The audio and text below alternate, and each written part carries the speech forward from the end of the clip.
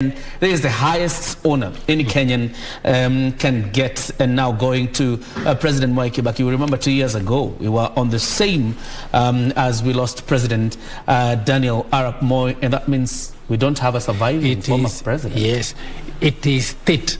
It's not just government. It is state. It's respected by all nations.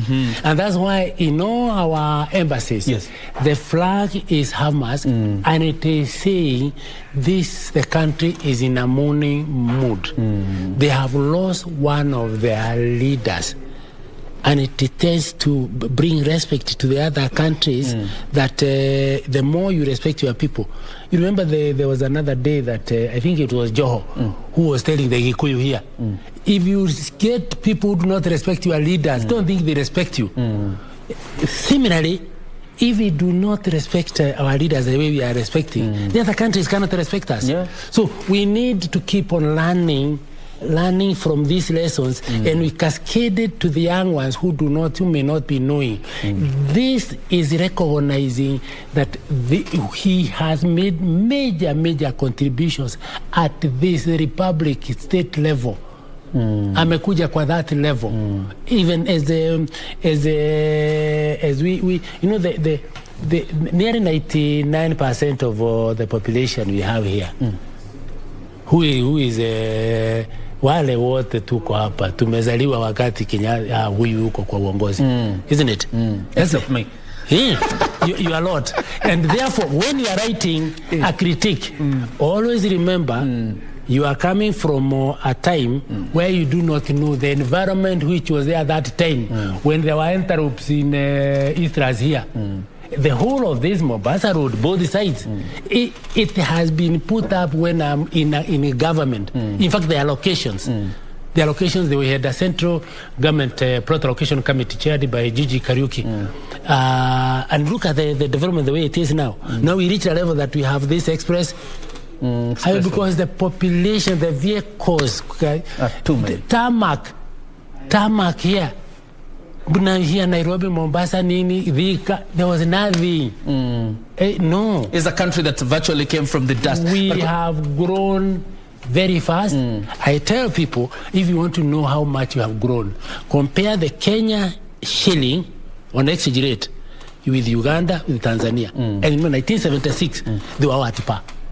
This one here, of a shilling. Yes, it has now become a hard currency for the region. That's true. Isn't it? Meaning that you've grown very, very well. In terms of education, mumesoma.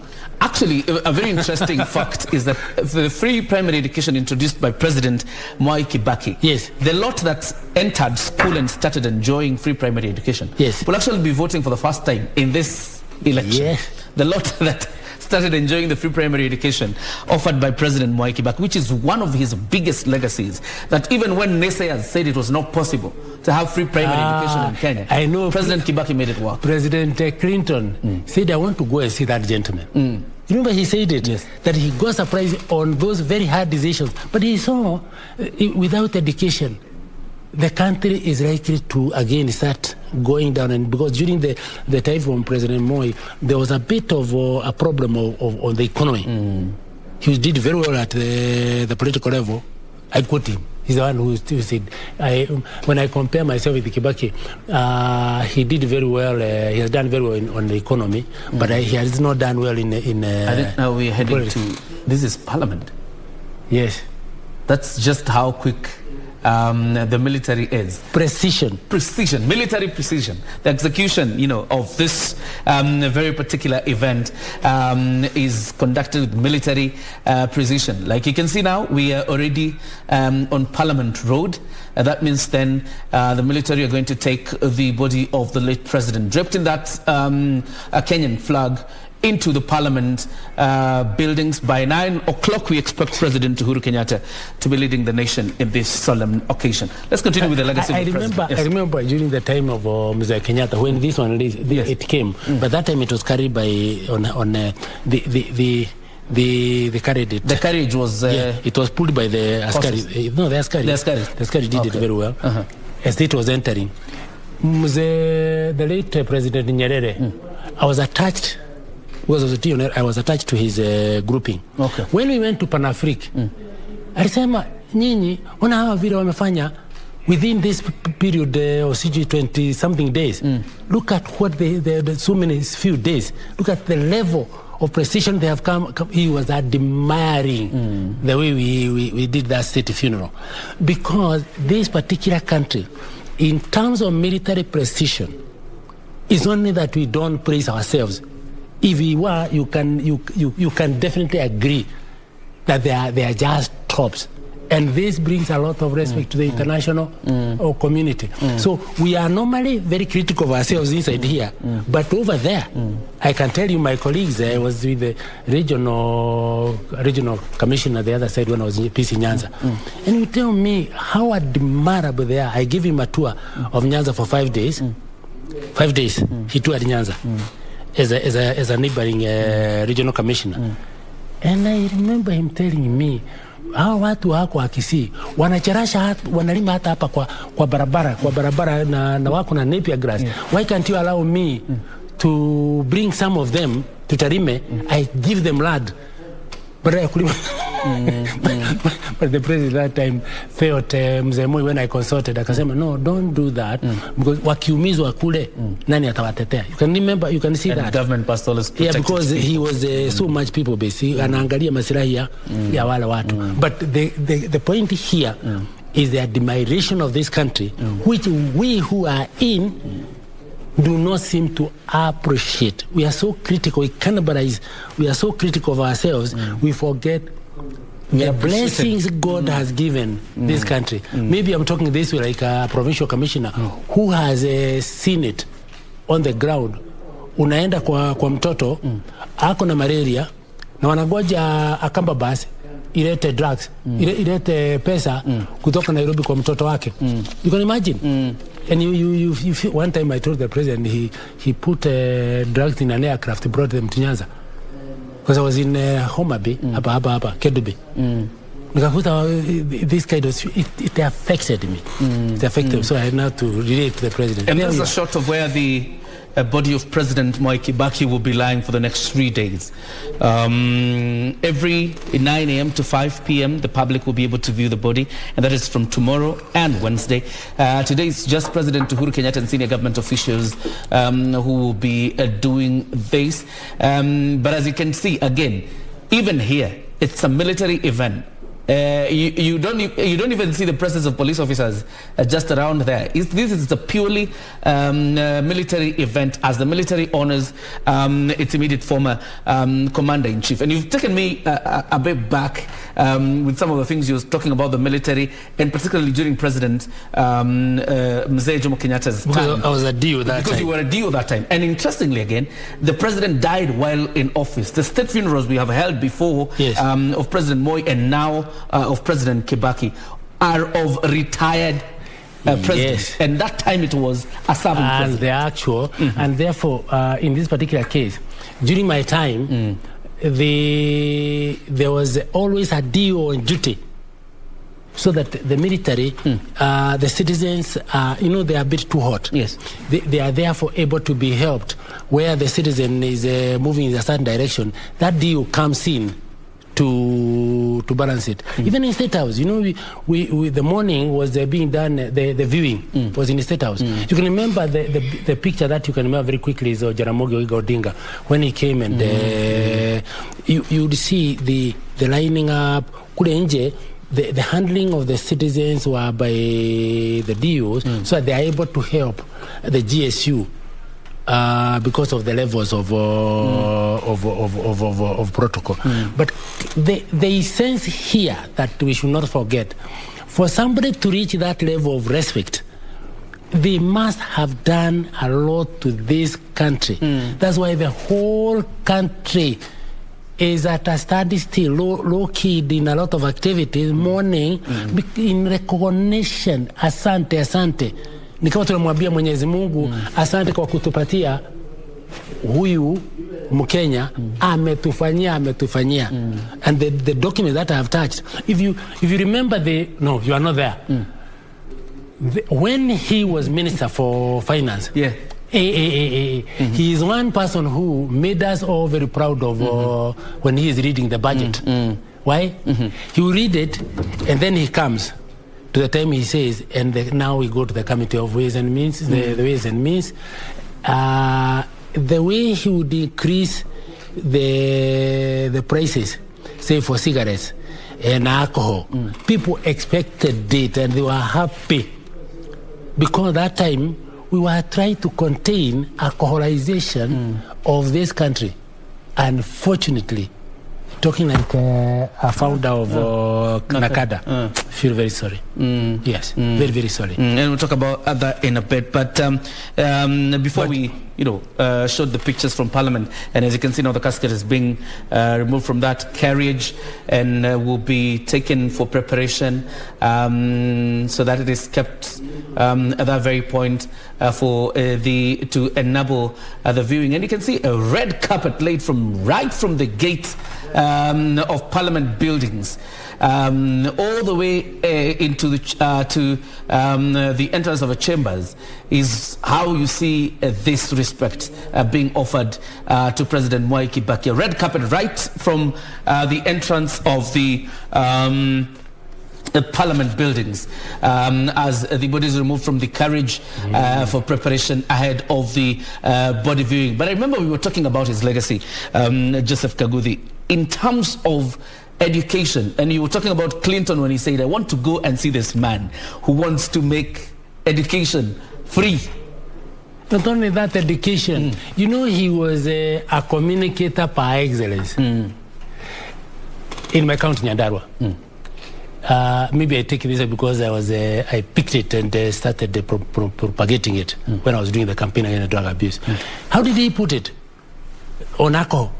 We had a certain alcohol called Kairase, the one which destroyed the men so badly. Yes. There were 5 factories in Naivasha which were competing to bring alcohol to the east. They came to Nyanza, I refused. I don't have the mandate. He said it in a baraza, akasema, wewe ulikunywa leo, unakunywa leo, kesho unakunywa, juzi ulikunywa, hata kesho unataka. What do you think you are? Wachana na hiyo, hata mimi nilikuwa na. Wacha hiyo. Inakumaliza, itakumaliza. It now is handed over now to us, the bureaucrats, including the chiefs and assistant chiefs. Keep on putting what the president is saying, so that because people listen to their leaders. They listen to them. Why is the president saying like that? And from there, that angle, we would like to see more of leaders who are coming to this country. Keep on telling us. I remember the current president talking about the judiciary, the spirit, and this other one, and its guidance, because they are leaders, they are guided.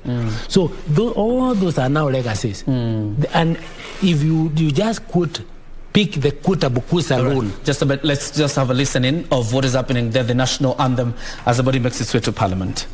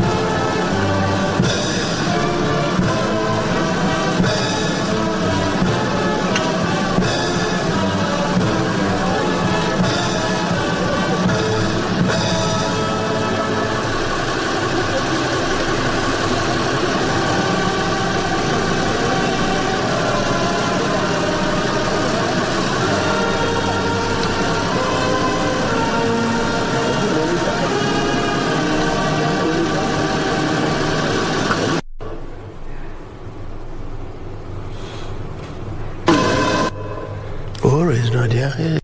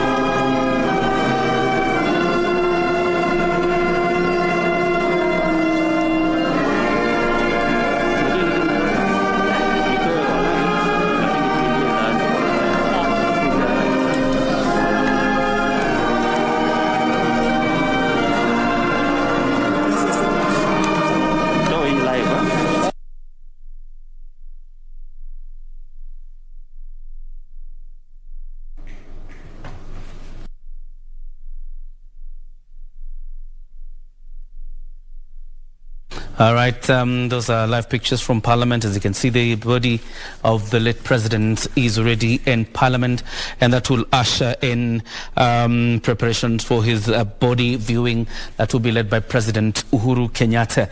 And from what you noticed, quite a solemn ceremony. Even the hummings are sad hummings by the Kenya Defence Forces. Quite a critical point to note that even the people carrying the casket, or the officers carrying the casket, are high-ranking officials in the military as a way of honouring their immediate former commander-in-chief. The East African paper today is describing Kibaki as a gentle giant. Joseph Kagudi. It is true. His mind, his attitudes, they are very elevated. Even the way he used to conduct, the guru of politics, he's going to interpret. You can see his emotional level was very controlled. His mind was fantastic. I remember that time I was in the other side, I was in government, when he went and said, you kanu ni kama mugumo. Huwezi kukata na membe. Then later he's being told siwe ulisema kanu haiwezi kuisha, ni kama ni mugumo. Mugumo huwezi kukata na wembe. Anasema lakini hiyo ni kweli. Huwezi kukata mugumo na wembe. You just look at the way it's made very, very light. Very, very, very light. And when they say he's a giant, he is a giant in very many ways. You note, even from the campus at Makerere, first class honors, whether he is in London School of Economics, again, tops. When he comes here, then he gets into the involvement of the state, the building of the young nation, from pre-independence all the way to the first presidency. You remember? Then wakati wa Mzee Moi, one of the things that I saw was very rare. You remember in 1988, he moved from being vice president to being minister for health. You don't see as if anything has happened. And he graciously does so. He just moved in. So there is no acrimony, there is nothing. It's the decision of the boss. And he's more or less saying, thank you for having given me that opportunity. Now that you have judged it like this. And he ends up being the successor. You see that humility.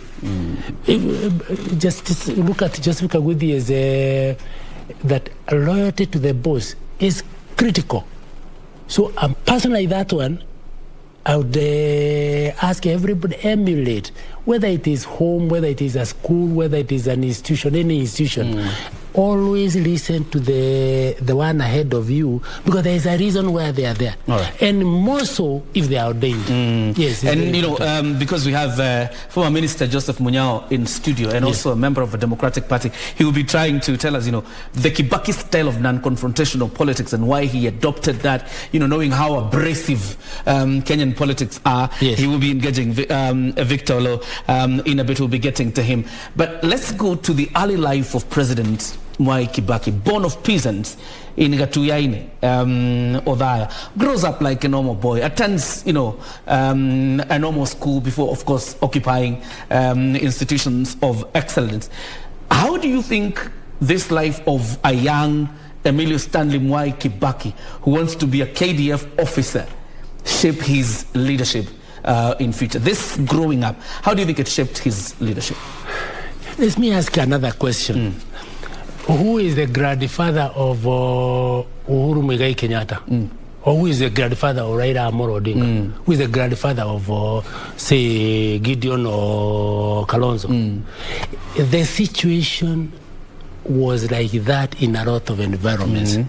So he took advantage of the way it was, Hans Boy, and made the best he could under the circumstances.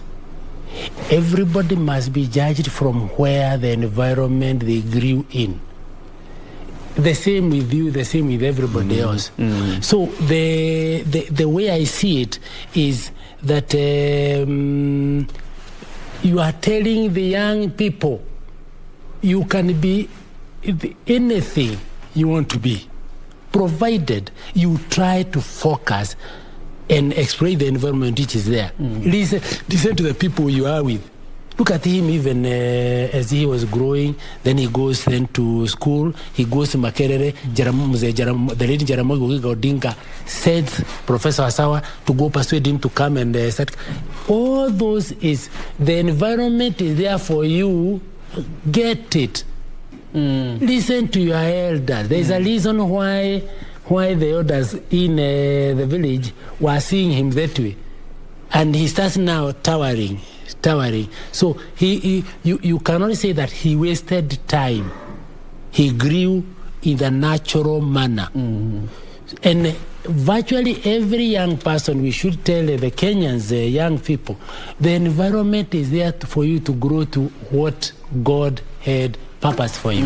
Yes. That's a quite interesting observation. And I hope I will also be here at some point, so many years to come, probably bearing the same wealth of experience that you have. And you'll be the guru of media. Yeah.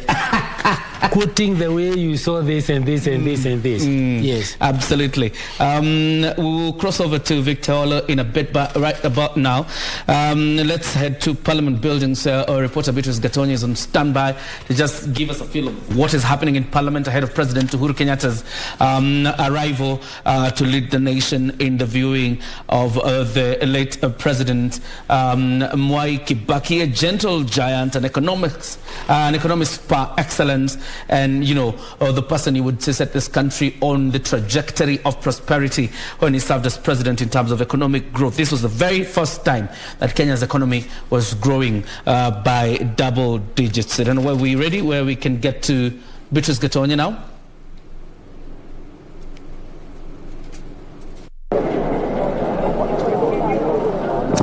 Asante sana mwenzangu JJ Kuria kutoka studioni. Hapa ni katika bunge la taifa hapa nchini Kenya, ambapo mwili wa hayati Mwai Kibaki umewasili muda mchache tu uliopita na tayari umelazwa hapa ili kuwapa Wakenya fursa ya kutazama. Kama tujuavyo, Rais Uhuru Kenyatta ataliongoza taifa katika kuomboleza kifo cha hayati Mwai Kibaki ambaye aliaga tarehe 22 mwezi huu.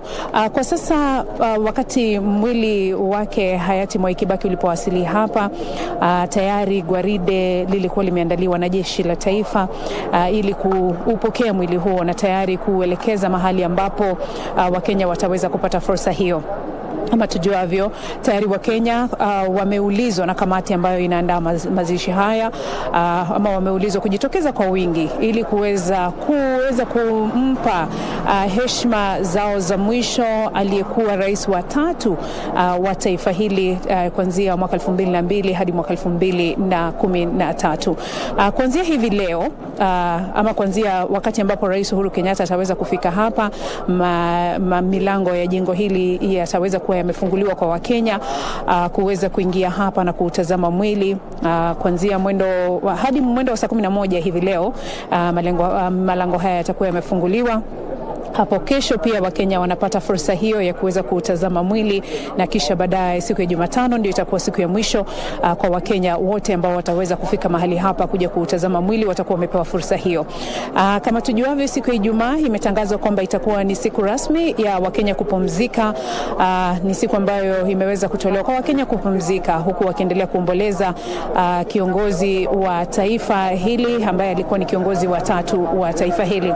Na kwa sasa ni Rais Uhuru Kenyatta anasubiriwa kufika hapa muda mfupi kabla saa 4 ama mwendo wa saa 4. Rais Uhuru Kenyatta atakuwa akiwasili katika majengo ya bunge ili kuweza kumpa heshima zake za mwisho aliyekuwa rais wa tatu wa taifa hili. Kwa sasa kile ambacho ninaweza kusema ni kwamba hayati Mwai Kibaki anaheshimika sana, kama tujuavyo, kama kiongozi ambaye aliweza kufufua uchumi wa taifa hili ama kupeleka katika kiwango cha juu zaidi uchumi wa taifa hili.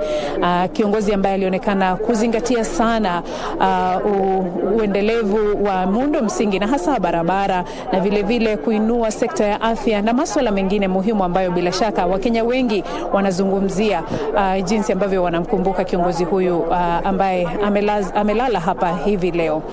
Kwa hivyo kutoka hapa katika maeneo ya bunge ama majengo ya bunge, tayari ni kusema kwamba mwili ushawasili na milango hii itakuwa imefunguliwa wakati wowote baada ya Rais Uhuru Kenyatta kuwasili katika maeneo haya na kuweza kuwaongoza Wakenya katika kuomboleza kiongozi huyu wa tatu wa taifa. Tuko hapa kuhakikisha kwamba tunafuatilia yote ambayo yatakuwa yakiendelea hapa, na tutakuwa tukiwajuza moja baada ya jingine kama jinsi ambavyo mambo yatakuwa yakitokea hapa. Kwa sasa nitakurejesha studioni kwake Victor Olo ili uweze kufuatilia taratibu zote ambazo zitakuwa zikiendelea hapa, na tutakuwa tukirejea moja kwa moja kutoka kwako hapa katika majengo ya bunge. Asante sana na kurejesha huko katika Broadcasting House. Victor Olo, kwako.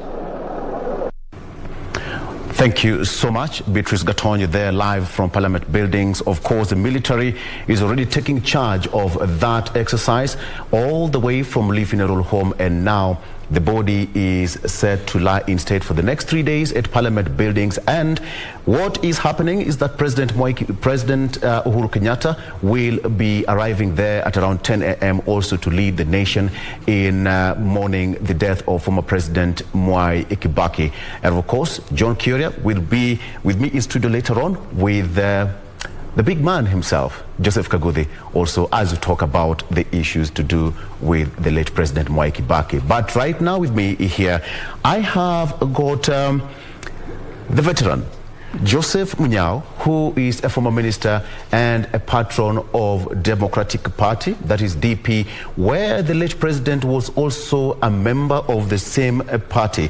Just to get his voice, let me welcome you to studio. Bwana Munyao, good morning. Morning, how are you? Fine, thank you. Fine, thank you. And good to have you on the show. Asante sana for inviting me. Yes. We have got Joseph Kaguthi in studio, and he's talked a lot of things concerning, oh, there you have him, long-time friends. Yeah. Apart from talking about the president, the late President Mwai Kibaki, you have lost a personal friend. Very true. I've really lost a good friend, clean friend, and my associate, whom I've worked with for quite some time. Because my first time to meet Honorable Mwai Kibaki was way back in 1975. 1975. When I was elected on a by-election. Yes. And from that time, from the time I met him, he was still a senior minister. Could not go close, whatever, but we related probably well, and we grew fairly well out to the time. Yeah. It must be so hard for you to eulogize the late president. For sure, it's very difficult. It's not very easy to really talk about Mwai Kibaki, because as you talk, you still have got the emotions of what has happened. Because the time we have lived with him, the time, and all the things we have really done with him are quite a number. Yes. He was a member of the Democratic Party. He was a member of the Democratic Party. In fact, we started the party together.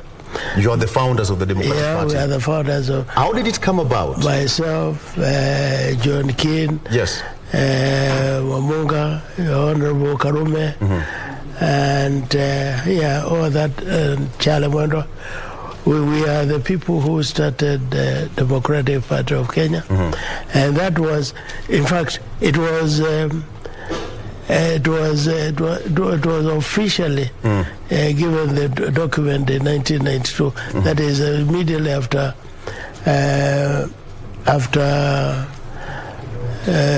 removal of Section 2A. Yes, the repeal of Section 2A. Yeah, yes. That's when we got that certificate. Otherwise, we had started earlier, way back in 1987.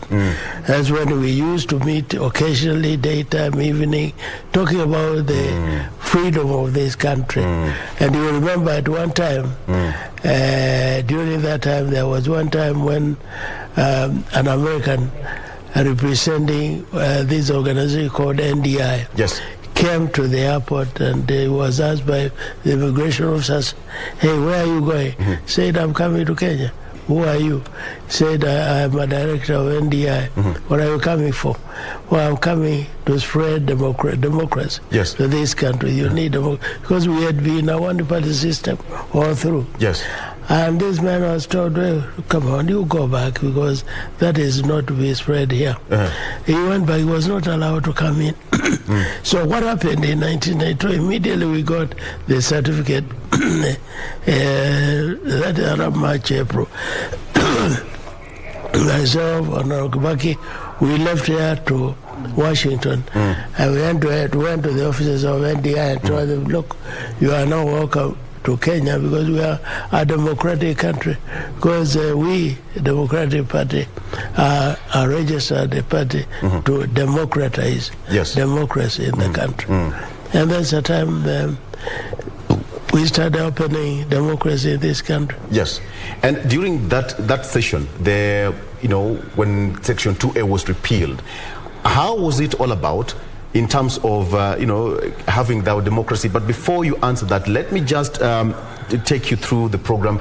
It's it's a military affair, and of course that the casket carrying the remains of former president, the late Mwai Kibaki, is also draped in a national flag. The same happened to former president. We also remember when President Moi died, the same thing happened. And of course, there were motorbikes that accompanied the carriage and the military convoy all the way from Lee Funeral Home to Parliament buildings. That is also happening to President Mwai Kibaki. And of course, it was wheeled by that casket carriage, by a carriage, as it also happened to Mzee Jomo Kenyatta. That is exclusively a military affair, as has been explained by Joseph Kagode. And constitutionally, there are particular people who are accorded that state funeral. I will give you the names of those people who have been accorded state funeral in this particular country. But back to you. During that point of the repeal of Section 2A, Kenya was a one-party state, and here we are. We had our democracy. People would go about, the Mlolongo size kind of election. Give me the picture when now DP was originally formed as a national party.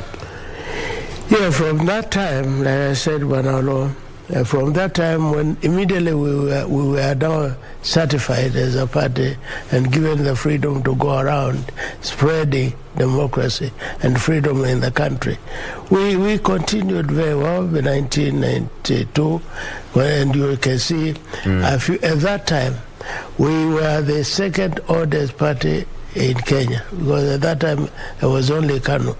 Then DP came up in 1992, and then several other parties started coming in, started being registered.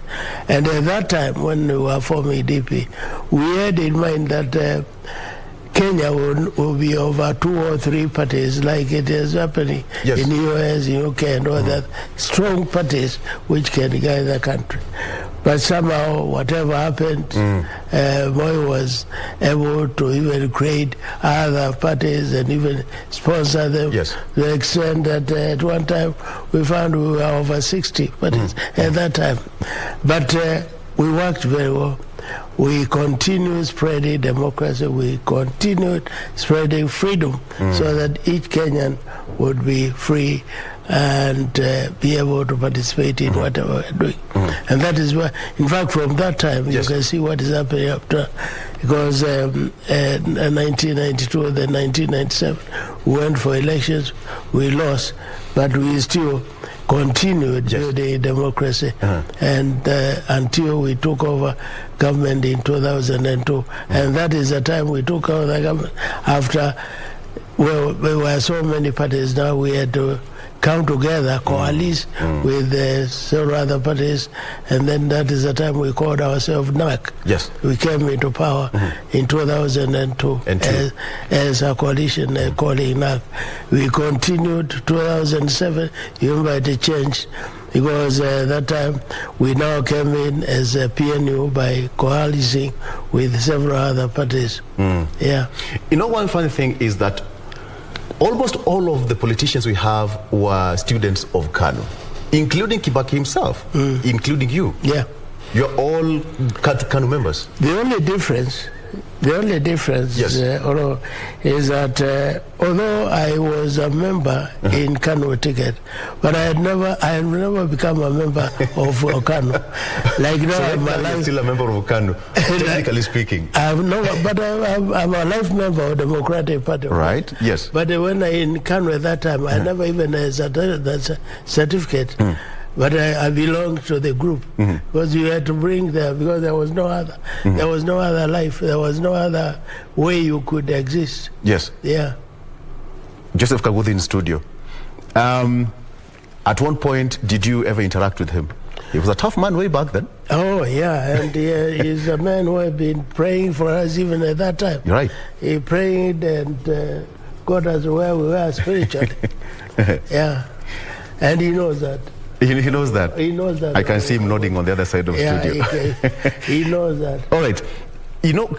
Let's come to 2002. When now campaigns were at its fever peak and, coalition of parties were coming up, and President Mwai Kibaki that evening was announced that got an accident. And then Raila said, Captain ameumia. Nobody expected whatever happened in 2002. Give me a picture before that particular evening when you're from a campaign, they were from Kitui, the side of Ukambani, and you got a news that President Kibaki got injured? In fact, I got that news. I was in Boni at that time, in Kalawa, to be specific. And by that afternoon, when I got information that Kibaki, something has happened, that was about 6 o'clock in the evening. I had to drive all the way from Kalawa to the Machakos turnoff. That is in Boni. From Boni, I drove all the way to Machakos turnoff, where this accident had happened at that time. And at that time, although I was arriving there about 7 or so, there were still crowds of people who had got the information. They were all coming to check on what was happening. When we got there, we found that the body had been driven to Nairobi Hospital. And then, like you say, that's the time Honorable Raila joined him. Yes. I don't know whether they were in the same car or a different car, but they drove Honorable Kibaki to Nairobi Hospital. And he started taking care. Yeah. It was one and of it the was a very big concern. It was. Yeah, very big concern. Right. At that particular point, everything was of state concern because they were fighting to remove the late President Moi, yes, out of power. And here you have one of your strong member of the party getting injured. That was a great concern even to the DP party. It was a big dent to us. But one of the good things is that politicians now at that time, they showed that differences don't exist, but not all the time. Absolutely. Because at that time, can you imagine, we were all fighting differently. Yes. But when Raila got the information, he drove all the way to Machakos to escort his friend back to Nairobi Hospital, and he expressed a lot of concern. And it is from that time when the emotions of Kibaki Tosha started developing. Yes, Kibaki Tosha. I'll come back to that later on. But Kibaki himself as a person, how did you describe it? It must be so hard for you to talk about. Very difficult. You cannot really describe what Kibaki, because Kibaki was everything, and he was an achiever. He was a very good man socially. As a person, as a friend, he was a good friend. You could discuss anything, any topic with Kibaki, and he was easy to access. People said that he was a genius. Wow. Number one, he was a real genius. Yes. And he was able to tackle whatever topic you bring in there. Paint for me a scenario where you, as a party, you're sitting at a boardroom discussing party politics and national politics, so to say. Paint for me a picture how he would handle himself as a leader. No, one thing Kibaki used to give you, when you are in a conference or a meeting, he used to give you enough time for you to express whatever. He would ask you some questions, but he would want you to come very clear in whatever he's asking. And he gives you a lot of freedom. Yeah. Okay. Allow me to ask this question, probably, Jacob. to Joseph Kagudi in studio. Somebody's asking here that why is it that President Mwai Kibaki will be buried in Othaya? At the same time, President Moi was also buried in Kabarak, but the founding president was buried next to Parliament buildings. Is there any protocol issue, or how was it way back then? Perhaps Joseph Kagudi to answer that. All right, you should go ahead. Go ahead. Oh, yes. The question is, somebody is asking, why is President Mwai Kibaki will be buried in Othaya? President Moi was buried in Kabarak, but the founding president was buried next to Parliament. Why so? The word you have used, founding father, founding president, is a very important thing. Go to most of these countries, you'll get there is a father of that nation, and that father of the nation is accorded a lot of respect. Yeah. It is as in the Constitution of 210. Yes, maybe just speak to the camera. Yes. Using the one aspect of the Kenya Museum. You know, the Kenya Museum, National Museum, does not promote. Kenya Museum, National Museum, does not follow national history. It follows natural history. The oldest bones, I don't know what, that is the way they do it. And that is why, if you look at us as a country, we are so divided, because they will go, this Pia is a Maasai, this was a Kikuyu, this was this and this. It is the key word here is the founding father of the nation. Yes. Any country which does not recognize that, it loses in terms of the heroism. We need to create heroes so that our young people, they have certain quotable quotes. Like if you look at Mwai Kibaki now, you can go on a litany of quotable quotes, and each one of them has a very heavy meaning, and it's a foundation. Remember I said he is accorded this respect because of the sacrifice he has done and the inspiration. The inspiration comes from those heroes of that level. Hence, that difference. We need that even when we change the currency. Yes. I am one of those who said, God, shall we be forgiven by the future generations? And in fact, now, I would like the next government to change the policy of the Kenya National Museum, Kenya National Archives, so that we now follow national history. I don't want to see, when I arrive at the Kenya Museum, because it's a museum, the thing I first see there is a big elephant. I see in my currency big elephant. The elephant is here in Kruger National Park, in India, in the other one. What are we promoting there? Let's get Mzee Munyao. If they cannot get the Kapenguria seats there. Absolutely. And you see, Curia, when President Moi died, it was a beehive of activity. And in fact, most people never expected that. The military drove its way all the way from Lee Funeral Home, and they marched one by one from Lee Funeral Home to Nyayo National Stadium. We covered that function. Perhaps for those people who did not watch it, just paint a picture what we should expect on Friday. It is generally just a repeat of the same, because we are dealing with the same situation. In February of 2020, we were dealing with the former President Daniel Arap Moi, a retired president. We are also dealing now with President Mwai Kibaki, a retired president. So obviously the military protocols will be nearly the same for both President Daniel Arap Moi and President Mwai Kibaki. But quite an interesting question you asked, because as you talk about the place of burial for the president, there's a near push now happening, and probably you will hear it in the coming days, of not burying the president in Othaya, but bury him at the Heroes Corner in Uhuru Park. And the Daily Nation has carried that story today, of a push now not to take the president to Othaya, but have him buried at the Heroes Corner in Uhuru Park. And probably Joseph Kagudi will pick that in a bit. But a question for Minister Joseph Munyao. Yes. the current generation that we're dealing with in terms of politics, the president was non-confrontational when it comes to issues of politicking and dealing with his opponents.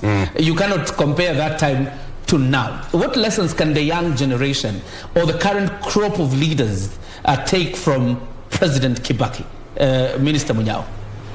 Well, this is why there is all the time a write-up, booklets to be followed, because they have got to follow what their leaders have done in the past. And in any case, now when you live as a leader, you live so that you may also create others to follow your habit and your reactions. Now, Honorable Kibaki did the best, and that is why we have been thinking that even the growing up will now imitate his behavior and whatever, react like he was acting all the time. Kibaki lived very well, comfortably, peacefully, and that is what we need as a country. And even after retiring from presidency, he lived a very low life. Very low life. He was never commenting on any national politics. No way. Yes. No and way. that was him. That was him. And that is why even the leaders today, not even the leaders today who are whatever, that's why every time they are talking about, we want Kibaki lived the best for him. Yes. Kibaki did the best for this country. He stabilized the economy. He stabilized everything. This is why we have got to follow, all of us. And this is why it's a repeat to anybody, not even to Absolutely. That reminds me of during the Grand Coalition government, when they had the so-called the 50-50 sharing of the government with the Honorable Raila Odinga. When Raila Odinga was more combative, Honorable Mwai Kibaki would take a backseat. He would never comment. All the time. Raila would come very hot with all the issues, but Kibaki would all cool him down in whatever. In any case, you could come with whatever you are now saying, and Kibaki ignores all that. And he would cool all that so that he gets whatever, and that's how he was achieving whatever he was achieving. Because he was achieving this because he had all the time to cool and to continue take his way. He has a special route, a special way to do his things. Okay, Curia. Absolutely. Quite interesting when Minister Munyao talks about the president being deliberate, because when you look at his style of handling his opponents or even his critics, it was very deliberate in terms of how he dealt with them. And sometimes it appeared like the president knew silence is also a weapon, because he would make noise and haggle a lot, but then he will not even respond. So the heat will just die down naturally, and that was, President Mwai Kibaki for you. And a little bit of correction, because I said about Uhuru Park, I'm talking about Uhuru Gardens. Right. There's a bit of mismatch there. It is Uhuru Gardens where the proposal, of burying President Kibaki is coming to. Probably before we get back to you, Victor and Minister Munyao, it's important to hear from a former administrator, Peter Kagudi. What does that proposal, Joseph Kagudi, what does that proposal mean? That, don't take the president to Othaya. Let's put him at Uhuru Garden. It's a hero's corner. And that place is looking wonderful right now. You are now, what you are saying, or that thought, is the same I'm mentioning about the National Museum. Bring nationhood through heroes and heroines of this republic, so that the young ones have people to emulate. If you look at each one of the leaders, Mzee Munyao was my minister when I was in the field. Yes. The thing here is that our young people need people they can emulate. You go there and ask yourself, hii philosophy ya kutojibu inatoka wapi? If you go now to the Agikuyu, they say kuhotana kwa jabani kukira. Somebody who is already very strong is a giant. Hata akitupiwa, even if watoto wanatupia small stones, it just works. If you look at the way Kibaki was, He didn't bother about small things. His skin was thick. That's why he was saying, wacha waseme. Because that's why you are a leader. Who else do they talk about if they don't talk about their president, their president? And if you look at, because of that, he opened the airwaves, he opened the freedom of everybody. Our problem now is how we establish the boundaries, so that again we don't burn the country or destroy our young people because of the amount of freedom which is exceeding, and without knowing that your freedom has a boundary between you and the other one. Right. So those are the things. Now you are talking about changing to burying at from Othaya to Uhuru Garden. This is a good country. If they put now, because those ones have already been buried, and the people of Othaya, people of Nakuru, unfortunately, Kabrak is not in the center of the carriage in where the young people would still keep on getting. But if you want to bring it to the country, I have no problem coming here, so that we now start nationhood through the pronouncements. We stop quoting those leaders of other countries. We quote our own. Huyu alisema hivi, huyu alisema hivi. Did you know that Mwai Kibaki never mentioned Moi kwa krism yake? No. Mzee Munyao atakwambia even yao waachana na hiyo, fanyeni yenu. Quite interesting. This time is attack on the person, attack on the families of the heads of state. That's why I mentioned about Wuka's grandparents of the ones who are competing now. So why are we going to the family level? All right, quite an interesting question you asked, but of course from the pictures you see in Parliament as dignitaries continue to arrive. Interestingly, Victor, we will not be able to tell out who is who until they descend from the vehicles, because Nan is flying the flag today. So you will not be able to know whether it's an ambassador or minister, because the Kenyan flag is not going to be flying on the motorcade.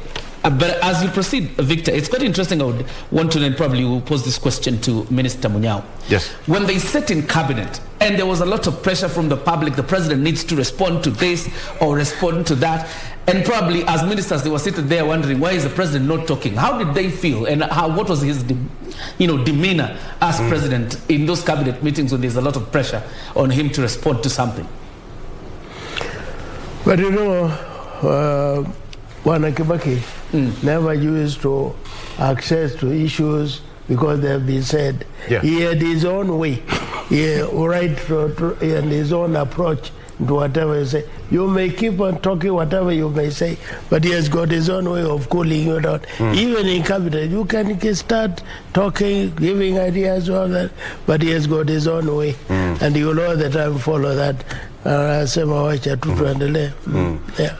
would easily annoy your opponent, because you can imagine you're speaking something to annoy your opponent. But that is the only way, that is the best way of controlling. That we talk and I know that I achieve my way. Yes. Yeah.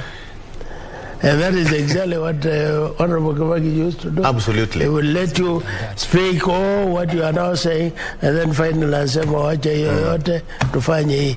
Yeah. Okay. And he used to achieve what his plan is and what is his intention. Right. In fact, that's how he used to achieve. That's how he used to. Because remember when again that happened when Raila Odinga was the Prime Minister. But one thing that us journalists were looking towards at any given function was his witty moment. We wacha hiyo kitu ikae hapo. We can. It's in the public gallery. In fact, he was a funny man. In fact,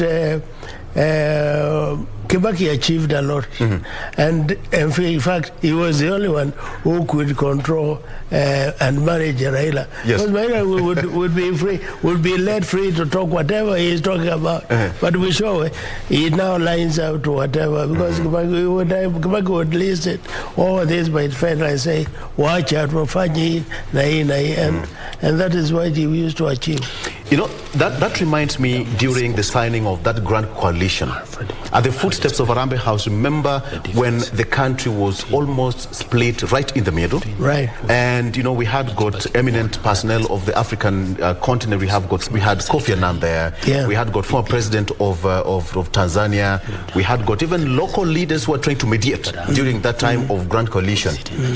But the last minute conversation that President Mwai Kibaki and Ambassador Mudaura then had saved this particular nation from burning further. In fact, some people were adamant that Raila was going to get a third of the government, but Honorable Kibaki was okay with 50-50. Yeah.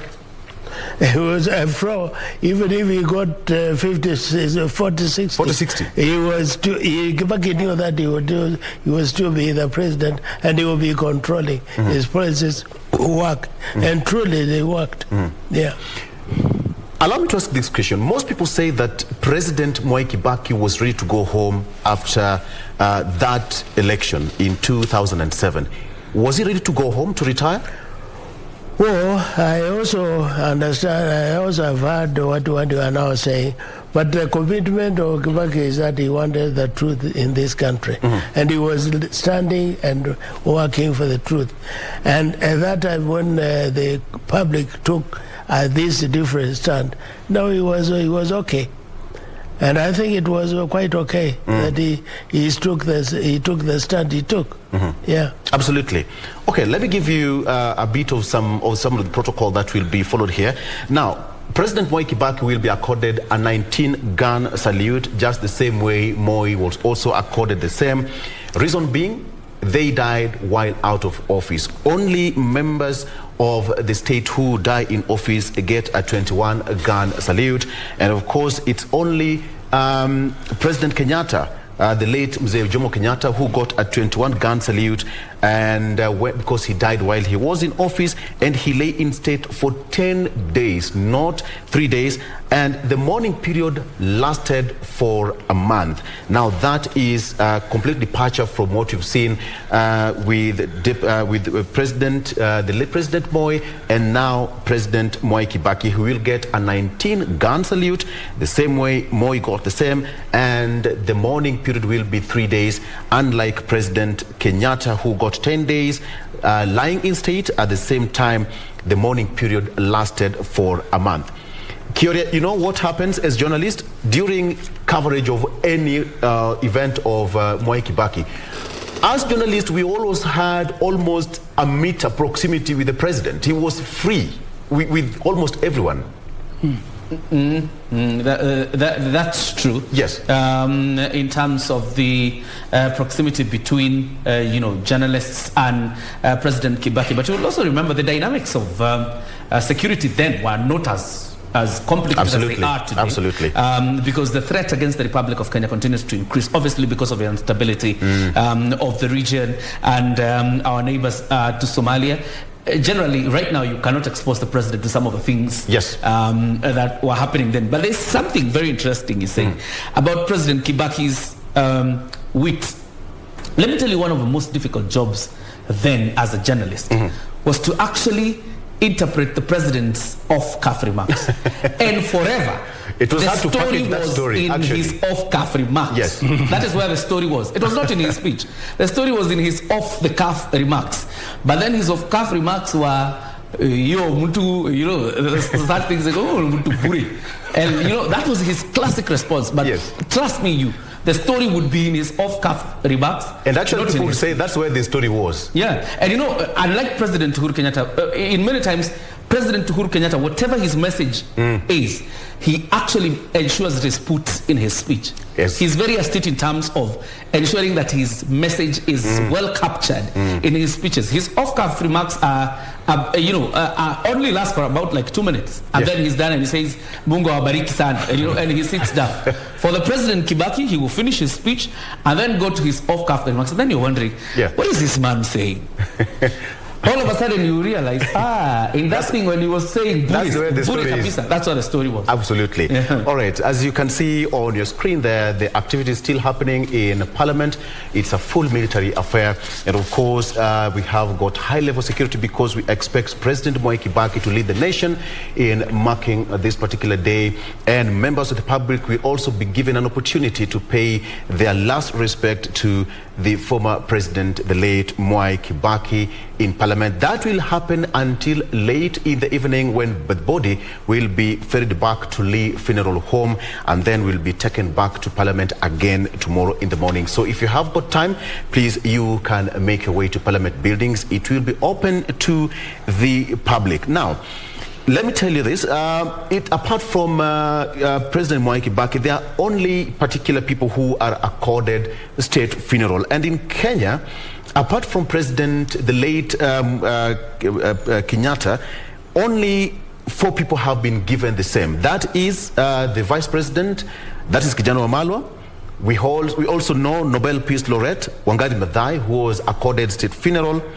Then former Nyeri Governor Wahome Gakuru was also accorded that state funeral, and also President Moi was also given that, as well as First Lady, former First Lady, that is Lucy Kibaki. So there are people who can be accorded that state funeral, and of course the only officials who are entitled to a state funeral and to lie in state are President, a former President, and a President-elect, and any other person designated by the President. So that is how it happens in terms of that is there. So those are live pictures from Parliament buildings.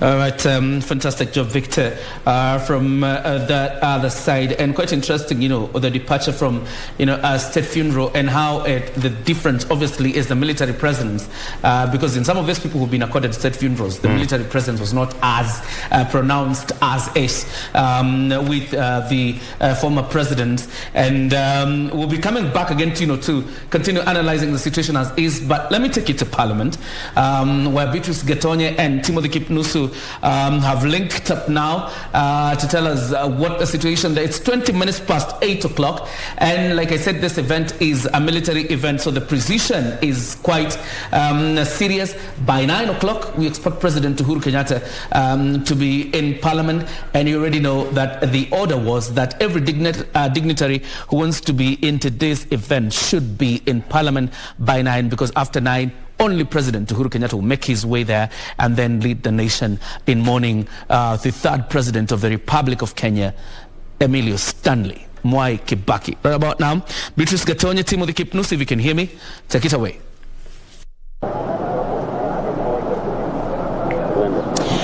Asante sana mwenzangu John Jacob Kuria hapo studioni. Niko hapa katika majengo ya bunge ambapo mwili wa hayati Mwai Kibaki tayari ulishawasili, na kile ambacho kinaendelea kwa sasa, jeshi limechukua usukani katika eneo hili. Majengo haya yanalindwa na jeshi kabisa. Na cha muhimu ni kwamba tayari mwili huo uko hapa. Rais Uhuru Kenyatta anatarajiwa baada ya saa 1:30 hivi, mwendo wa saa 4 atakuwa kiwasili katika majengo haya ili kuja kuwaongoza Wakenya katika kutoa heshima zao za mwisho kwa hayati Mwai Kibaki. Mwili huu uliweza kuondoka katika makafani ya Lee mwendo wa asubuhi saa 1, na kutueleza kidogo kuhusiana na jinsi ambavyo mwili huo ulivyoondoka katika makafani hayo, nina mwenzangu hapa Timothy Kipnusu, ambaye atakuwa kitueleza jinsi ambavyo ameona, na labda ukilinganisha na wakati wa mazishi ya hayati Daniel Arap Moi na sasa, kulingana na jinsi ambavyo Wakenya wamejitokeza, unaona utofauti upi? Mwenzangu Beatrice, ukilinganisha na wakati ambapo mwili wa mwenda zake rais mstaafu Moi ulipoondoka katika ile chumba cha kuhifadhia maiti cha Lee, ni tofauti kidogo, manake hakukuwa na ile mihamko zaidi, tofauti na wakati ambapo Moi alikuwa ana mwili wake unakuja katika majengo ya bunge. Watu walikuwa pembeni ndio, lakini tulipokuwa tunaondoka alipoondoka katika ile chumba cha kuhifadhia maiti, tuliona kwamba hata kando kando pembeni hatukuona watu wengi zaidi, lakini tunataraji kwamba pindi tu Rais Uhuru Kenyatta atakapoongoza taifa katika kutizama mwili wake mwendo wa saa 4 hivi, basi watu watakuwa wanajaa pomoni, manake yeye ndiye atakuwa anaongoza kuweza kutizama mwili huo, na kisha umati wa watu watakuwa wanafurika hapa tayari kuweza kuwapatia kumpa heshima za mwisho mwenda zake Rais Mwai Kibaki hayati. Kama tujuavyo, Wakenya mnahimizwa ama Wakenya wanahimizwa kujitokeza kwa wingi ili kutazama na kutoa heshima zao kwa kiongozi huyu ambaye anakumbukwa bila shaka kwa mengi kuanzia hivi leo hadi mwendo wa siku ya Jumatano. Kipi ambacho kinakumbukwa zaidi unapozungumza na Wakenya kuhusiana na hayati Mwai Kibaki? Kipi ambacho kinajitokeza zaidi? Mwenzangu, Mwai Kibaki atakumbukwa kama rais ambaye aliweza kuikwamua taifa hili kutoka lindi la umaskini, na unafahamu fika kwamba alipochukua hatamu za uongozi uchumi uliweza kuimarika kwa 7.7%. Kwa hivyo Wakenya wanamkumbuka kama rais ambaye alizingatia zaidi ukuaji wa uchumi na kuhakikisha kwamba Kenya inaafiki maendeleo katika sekta mbalimbali, na zaidi ya yote ni vilevile atakumbukwa kama rais ambaye aliweza kuhakikisha kwamba katiba ya taifa hili inapatikana wakati ambapo kulikuwa kunaidhinishwa katiba mwaka 2010. Yeye ndiye alikuwa mamlakani. Kwa hivyo anakumbukwa zaidi kwamba Kenya ilikuwa inafurahia kuwepo kwa katiba mpya ambayo kwa sasa tunafurahia kwa sasa. Mwenzangu Kipnusu, nadhani pia tunapozungumza kuhusu hayati Mwai Kibaki hatuwezi kusahau kwamba ni wakati wake ama wakati wa uongozi wake ambapo elimu ya bure iliweza kuwafikia watoto wa Kenya, na wazazi wengi wanajivunia sana wanaposikia kwamba ama wamehuzunika zaidi kusikia kwamba kuhusu kifo chake, na mengi ambayo pia tunakumbuka ni kuhusiana na elimu ya bure. Wazazi wengi wa Kenya ambao hawakuwa wana uwezo wa kuwasomesha watoto wao, kitu ambacho kilichangia sana watoto wengi kutoenda shuleni. Na sasa hivi tunaweza zungumza mtoto wa Turkana, mtoto wa Baringo, mtoto wa Kwale, Pwani, wapi, anaweza kufika shuleni, keti darasani kama mtoto wa Nairobi, kama mtoto wa Eldoret, na kufika shuleni na kusoma bila wasiwasi. Bila shaka. Kwa hivyo tutamkumbuka pia kiongozi huyo wa taifa kama kiongozi ambaye alileta elimu ya bure, elimu ya primary baada ya kuchukua hatamu kutoka kwa Rais Moi ambaye alikuwa amechangamkia vile vile elimu. Kando na hayo, mwenzangu Kipnusu, tunapozungumzia upanuaji wa barabara hapa nchini Kenya, infrastructure ama tunazungumzia muundo msingi wa barabara, anakumbukwa sana kama kiongozi ambaye aliendeleza na kukuza barabara za humu nchini maeneo mengi, hususan hapa jijini Nairobi. Unapozungumza na wana Nairobi wanakuambia tunakumbuka Kibaki alitutengenezea Thika Road. Naam, bila shaka. Ambalo ni jambo ambalo kiongozi wa sasa ambaye ndiye Uhuru Kenyatta pia alichukulia kwa uzito mkubwa na kuendeleza ukuaji ama kuendeleza muundo msingi wa barabara hapa nchini Kenya. Mengine pengine vile vile anaweza kukumbukwa kama rais ambaye hajakuwa katika mstari wa mbele kuzungumza hadharani kinagaubaga, wakati ambapo pengine wandani au wale wapinzani wake na wale ambao wanamkosoa serikalini hajakuwa akijitokeza waziwazi kujibu watu. Yeye alikuwa mnyamavu zaidi. Ni rais ambaye alikuwa anazingatia sana kutekeleza kazi zake na kando na kuchapa siasa au kuwajibu wale wapinzani wake ambao watamkosoa kutokana na mambo moja au nyingine. Lakini vile vile mwenzangu Beatrice, hayati Mwai Kibaki atakumbukwa kama rais ambaye tofauti na marais wengine, mwanzilishi wa taifa hili hayati Mzee Jomo Kenyatta, hayati Daniel Arap Moi, yeye na vile vile Rais Uhuru Kenyatta, yeye katika zoezi lolote la gwaride la heshima, yeye hakuwa anavalia magwanda ya polisi. Yeye alikuwa anavalia tusuti nadhifu na alikuwa anakuja pale, lakini hao wengine walikuwa wanavalia magwanda hayo ya vikosi vya ulinzi. Na kwa hivyo tunamkumbuka kama kidogo alikuwa na uongozi tofauti kwa kulinganishwa na wale wengine. Na bila shaka pia ni kiongozi ambaye baada ya kustaafu alitulia. Hatukumuona hadharani kwa muda mwingi. Labda kama kungekuwepo tu na shughuli muhimu ya kitaifa, lakini ni kiongozi ambaye baada ya kustaafu Mwai Kibaki alienda zake kutulia nyumbani bila kujihusisha sana sana na mambo mengi ambayo yalikuwa yanatokea hapa nchini Kenya. Kwa hivyo pia labda tuseme kwamba alipotulia, sijui Wakenya nao wakawa wanamsahau kidogo au vipi? Na vile vile vile unavyozungumza kuhusiana na wakati ambapo alistaafu na kutokuwa katika ile kuonekana hadharani kwenye mikutano tofauti. Jambo ambalo lilikuwa la kushangaza ni kwamba rais mwenda zake alikuwa kidogo katika harakati zake za kutekeleza wajibu wake alikuwa mcheshi sana. Na kando na hotuba yake ambayo anaisoma, mara nyingi watu wanasubiria wakati ambapo atakuwa anazungumza kando na hotuba ambayo alikuwa amepangiwa.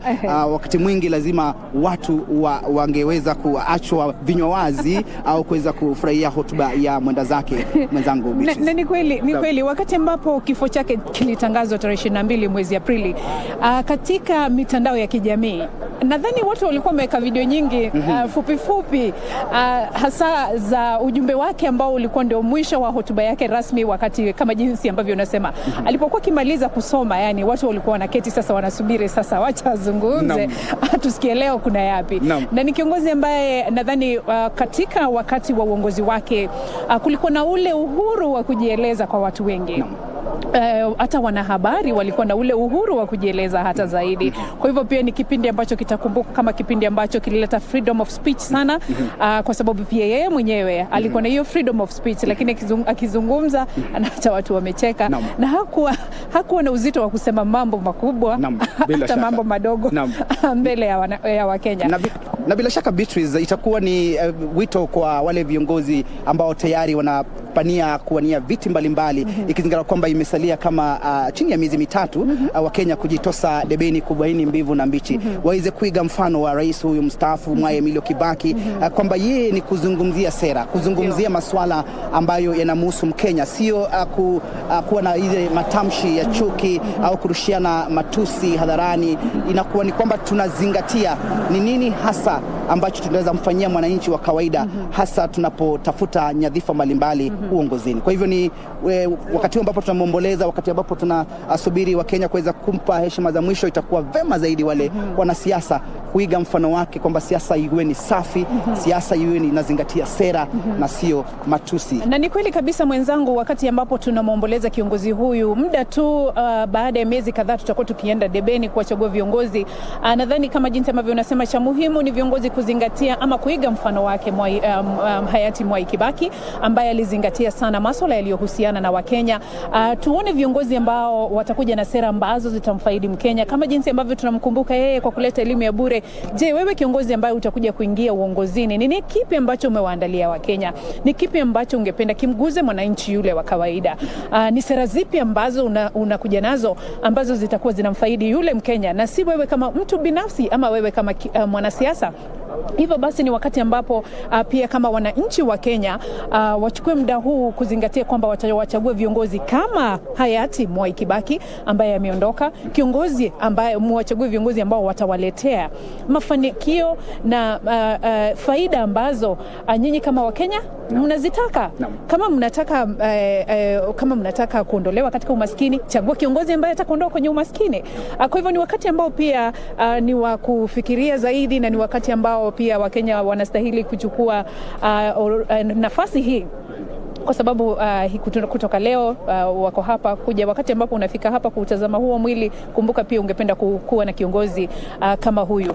Na cha muhimu zaidi ni viongozi, ama wito kwa viongozi ambao wanawania nyadhifa mbalimbali za uongozi, wauige mfano wa Mwai Kibaki ili waweze kukumbukwa kama jinsi ambavyo tunasimama hapa leo na kuhesabu mambo kadha wa kadha ambayo tunayakumbuka aliyoyafanyia taifa hili. Naam, bila shaka kama ulivyodokeza, ni vema zaidi wale wawaniaji tofauti waweze kuzingatia yale ambayo vile vile rais mstaafu aliweza kuzingatia. Na pia unavyozungumza kuhusiana na masuala ya maendeleo, taifa hili kwa sasa tunaangazia zaidi kuweza kuikwamua taifa kutoka katika hali ya umaskini, hasa uchumi ambao umezungumziwa zaidi na wale ambao wanawania viti vya rais, kwamba tunataraji kwamba tutaweza kuhakikisha kwamba tunabadilisha uchumi na kuhakikisha kwamba Kenya inaafiki masuala, inaafiki yale mahitaji ambayo inamkumba Mkenya. Na wakati huu ambapo tunasubiri rais Uhuru Kenyatta aweze kuongoza taifa kufika hapa katika kumomboleza rais mstaafu mwenda zake hayati mwenda zake rais mstaafu Mwai Kibaki. Basi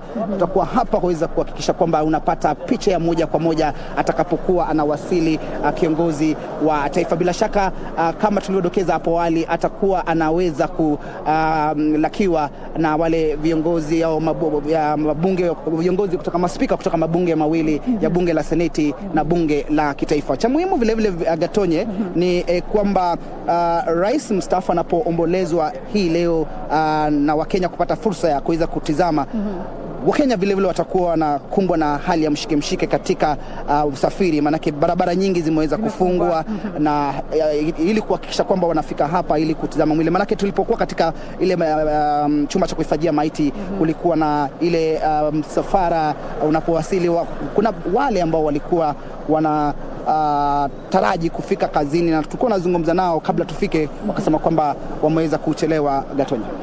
Asante mtazamaji, tunazungumza tukiwa katika mabunge ama majengo ya bunge hapa jijini Nairobi, ambapo mwili wa hayati Mwai Kibaki uko hapa tayari kutazamwa na Wakenya, na kama jinsi ambavyo tumekuwa tukikueleza ni kwamba Rais Uhuru Kenyatta anatarajiwa kufika hapa mwendo wa saa 4, ambapo atakuwa akiwaongoza Wakenya kutoa heshima zao za mwisho kwa hayati Mwai Kibaki kutoka hivi leo siku ya Jumatatu. Kesho pia itakuwa vile vile wewe Mkenya una fursa ya kufika hapa katika majengo ya bunge kutazama mwili huo, na siku ya Jumatano itakuwa ndio siku ya mwisho ya kutazama mwili huo. Na mtazamaji, kama jinsi ambavyo unatazama picha ambayo utakuwa ukipewa na mpiga picha wetu, huyu ni mwanawe Mwai Kibaki, ama tuseme familia ya hayati Mwai Kibaki tayari imewasili. Ndio hao tayari sasa wanaingia katika majengo ya bunge ili kuweza kuwa pamoja na kushirikiana pamoja na viongozi wa taifa na Wakenya kwa jumla kwa ajili ya kuweza kumpa hayati Mwai Kibaki heshima za mwisho, kiongozi rais wa 3 wa Jamhuri ya Kenya ambaye aliaga tarehe 22 mwezi Aprili. Tayari wanawe na familia ya hayati Mwai Kibaki wamewasili hapa katika majengo ya bunge na wanapokelewa na viongozi wa dini pamoja na wale wanaohusika na maandalizi ya shughuli hii nzima. Tayari wamewapokea na wameelekezwa mahali ambapo mwili wake upo kwa sasa kwa ajili ya kupewa heshima za mwisho na Wakenya ambao watakuwa wanapata fursa hiyo. Hivyo basi mtazamaji, ni katika majengo ya bunge ambapo tunaendelea kuja kwako moja kwa moja na kukuletea picha za moja kwa moja kuhusiana na shughuli nzima ya kuweza kutoa heshima za mwisho kwa kiongozi wa 3 wa taifa hili, hayati Mwai Kibaki ambaye aliaga dunia tarehe 22 mwezi Aprili. Na kama jinsi ambavyo tuliweza kusema kwamba siku ya Ijumaa itakuwa ni siku ambayo Wakenya wameweza kuulizwa waweze kupokea mapumziko, na kisha siku ya Jumamosi ataweza kulazwa kwake nyumbani huko Othaya.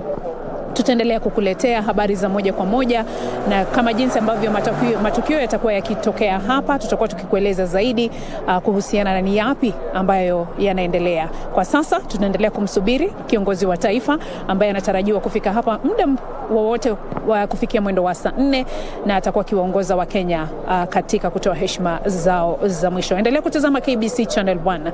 Tuko hapa na tutakuwa tukikueleza mengi zaidi. Kwako JJ Kuria studioni. Asante sana mwenzangu Beatrice Gatonye kutoka majengo ya bunge. Na kama alivyosema, tunamtarajia Rais Uhuru Kenyatta kuwasili katika majengo ya bunge muda wote kuanzia saa 3 ili kuongoza taifa katika shughuli ya kumpa heshima rais wa 3 wa Jamhuri ya Kenya hayati mzee Mwai Kibaki. And in studio, we continue with our analysis of the legacy of President Kibaki, but most importantly also as we talk about this very solemn ceremony that is going to be led by President Uhuru Kenyatta. So today is the viewing of the body, so is tomorrow, and accessible to the members of the public as well as Wednesday. And then on Friday we have the interdenominational ceremony, burial ceremony happening at the Nyayo National Stadium, and then a private ceremony to inter the remains of President Kibaki in Othaya. But like I said, there's debates on whether to take him to Uhuru Gardens at the Heroes Corner or go to Othaya. Obviously that has to be decided by the family alongside the government of the Republic of Kenya, that is led by President Uhuru Kenyatta. In the studio, I still have Joseph Kaguthi, an administrator who has served, actually he tells me 5 administrations, the colonial one, Mzee Jomo Kenyatta's, Mzee Daniel Moi, Mzee Kibaki's, and under President Uhuru Kenyatta. And he appears to be irked or somehow unpleased by the provisions of a constitution that appeared to remove, according to Joseph Kaguthi, our nationhood. You appear to be very angry by the very act of removing the faces of presidents from our monies to put what you're saying, Fisi and Dove. I mean, to replace the father of the nation, unaweka the likes of lions and giraffes and sijui fiasi nini. What are you doing? Because this is human, money is human, and you want to bring the kids, everybody to see, even when you arrive at the airport and you are getting exchange from the dollar, you are foreign, and you start seeing the dove, you see the lion. What are you saying? I mean, there are things that we did on that constitution, and that's why I'm sorry for the very kidogo. I missed the BBI Article 4. Because we had to come and introduce nationhood, so that when we say Kenya is tahili heshima, like the way we are now, then at that stage, Kenya becomes higher than all of us, nationhood. So the minute you talk of anything nationhood, I become very happy. Now, I know you talked about Mr. Mwai Kibaki not responding to his critics. The structure, the one I knew, we came from where we saw four levels. There is a state, something coming from the head of state. Now, like this one, when he decided the nation has this number of days, we don't debate that. Then the head of government, then the head of the ruling party, then the person of the president. We appear to have mixed these ones. During Mwai Kibaki's time, as a head of state, you could get only his presidential press releasing anything which is basically state. Then head of government, as government, you had Alfred Mutua, who was protecting government, explaining what government is doing, and you know that he could bring people who explain mambo ya serikali. Then as a head of the political party, DP, then there is a Secretary General of DP who was explaining mambo ya political party. Then the person of Mwai Kibaki. So when there is criticism, you note that it will go to the government. So it can be debated, but not like now. You don't you make it vulnerable. Yeah, we are a bit vulnerable now because of the 4 offices mixed together is one. So sometimes you do not know when somebody is criticizing the person of the president, the state, as a head of state, the head of state, or the head of government, or the head of the ruling party. You can see the difference, and that's why I would love to get the office of the president back.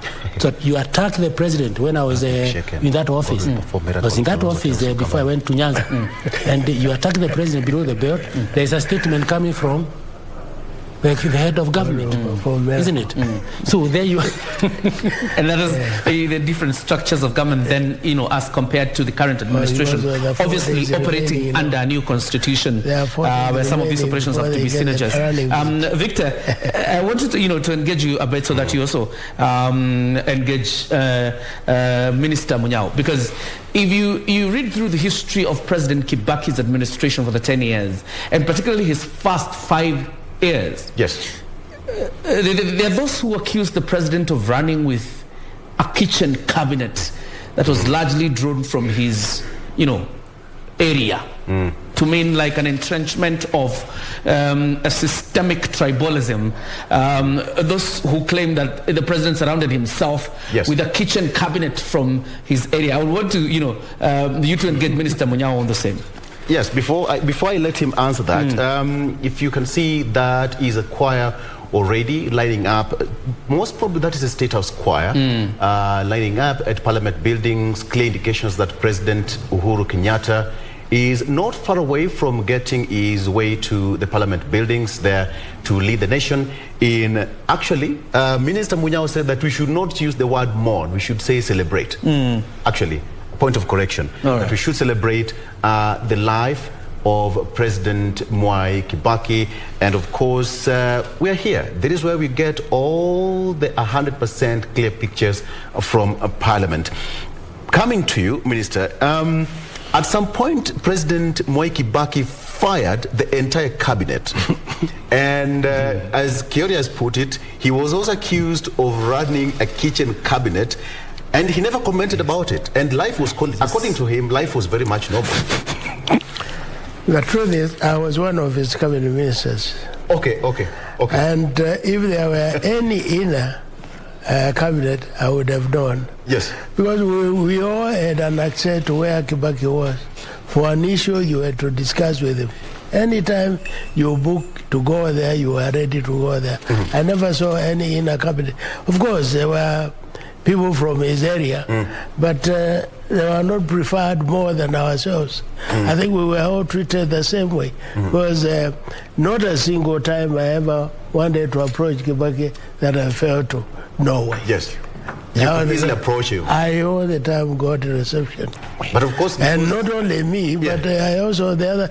I know maybe because I was, even at that time, I was still involved in a Democratic Party. I was involved as a Secretary General or whatever. But he treated most of the cabinet ministers the same. And it was for that reason that regionally we were all equal and happier than whatever. I was very happy. So he never ran a kitchen cabinet? No, not that I know. Let him call the cabinet, tell him what he did. Not that I know. You know, they say that there is always another side of the coin. How was President Kibaki? You've talked about how good he was, but the other side of him that perhaps as a close friend whom you've worked with for over 30, 40 years. Tell me the other side of President Kibaki that people never knew. Yeah, there are quite a number of issues that people might not have known, but whatever they may not have known, it may not be the right thing for me to start revealing. Right. But Kibaki was a fair person all through, and he used to treat us the same, and that is why the country was developed equally. Yeah, because if it's a question of roads, a question of water, and every other thing, we were all treated equally. Yeah. He was a Minister of Finance. He was a Minister of Finance, and that was the right time. And one of the stability created that time is because of his consultation, even before presentation of budgets. It was very clear that there used to be a lot of consultation in a lot of other areas. And you see, he had also grown through other ministries, Minister of Commerce and Industry, and he knew the needs of the general traders in the country. He knew the needs of the farmers in the country, both farmers who are growing wheat, others who are doing milk production and all that. And that is why he equalized development. You know, during his time, you sat in a cabinet meeting where the issue of free primary education was born. Yeah. It was hashed during his tenure, and now everybody is enjoying that particular, exercise from President Mwai Kibaki. And they are enjoying, but there is still wish. Yes. There is still wish it was that time, because when Kibaki introduced it, it was real. And he introduced it at the time it was needed, because parents had suffered enough and they were all crying for it. So it came at the right time. Right. And that's why even now the parents want support of the government on this issue. Yeah. Yeah. Kyoria, one thing about being a journalist is that we get History 101 at the point that we need it.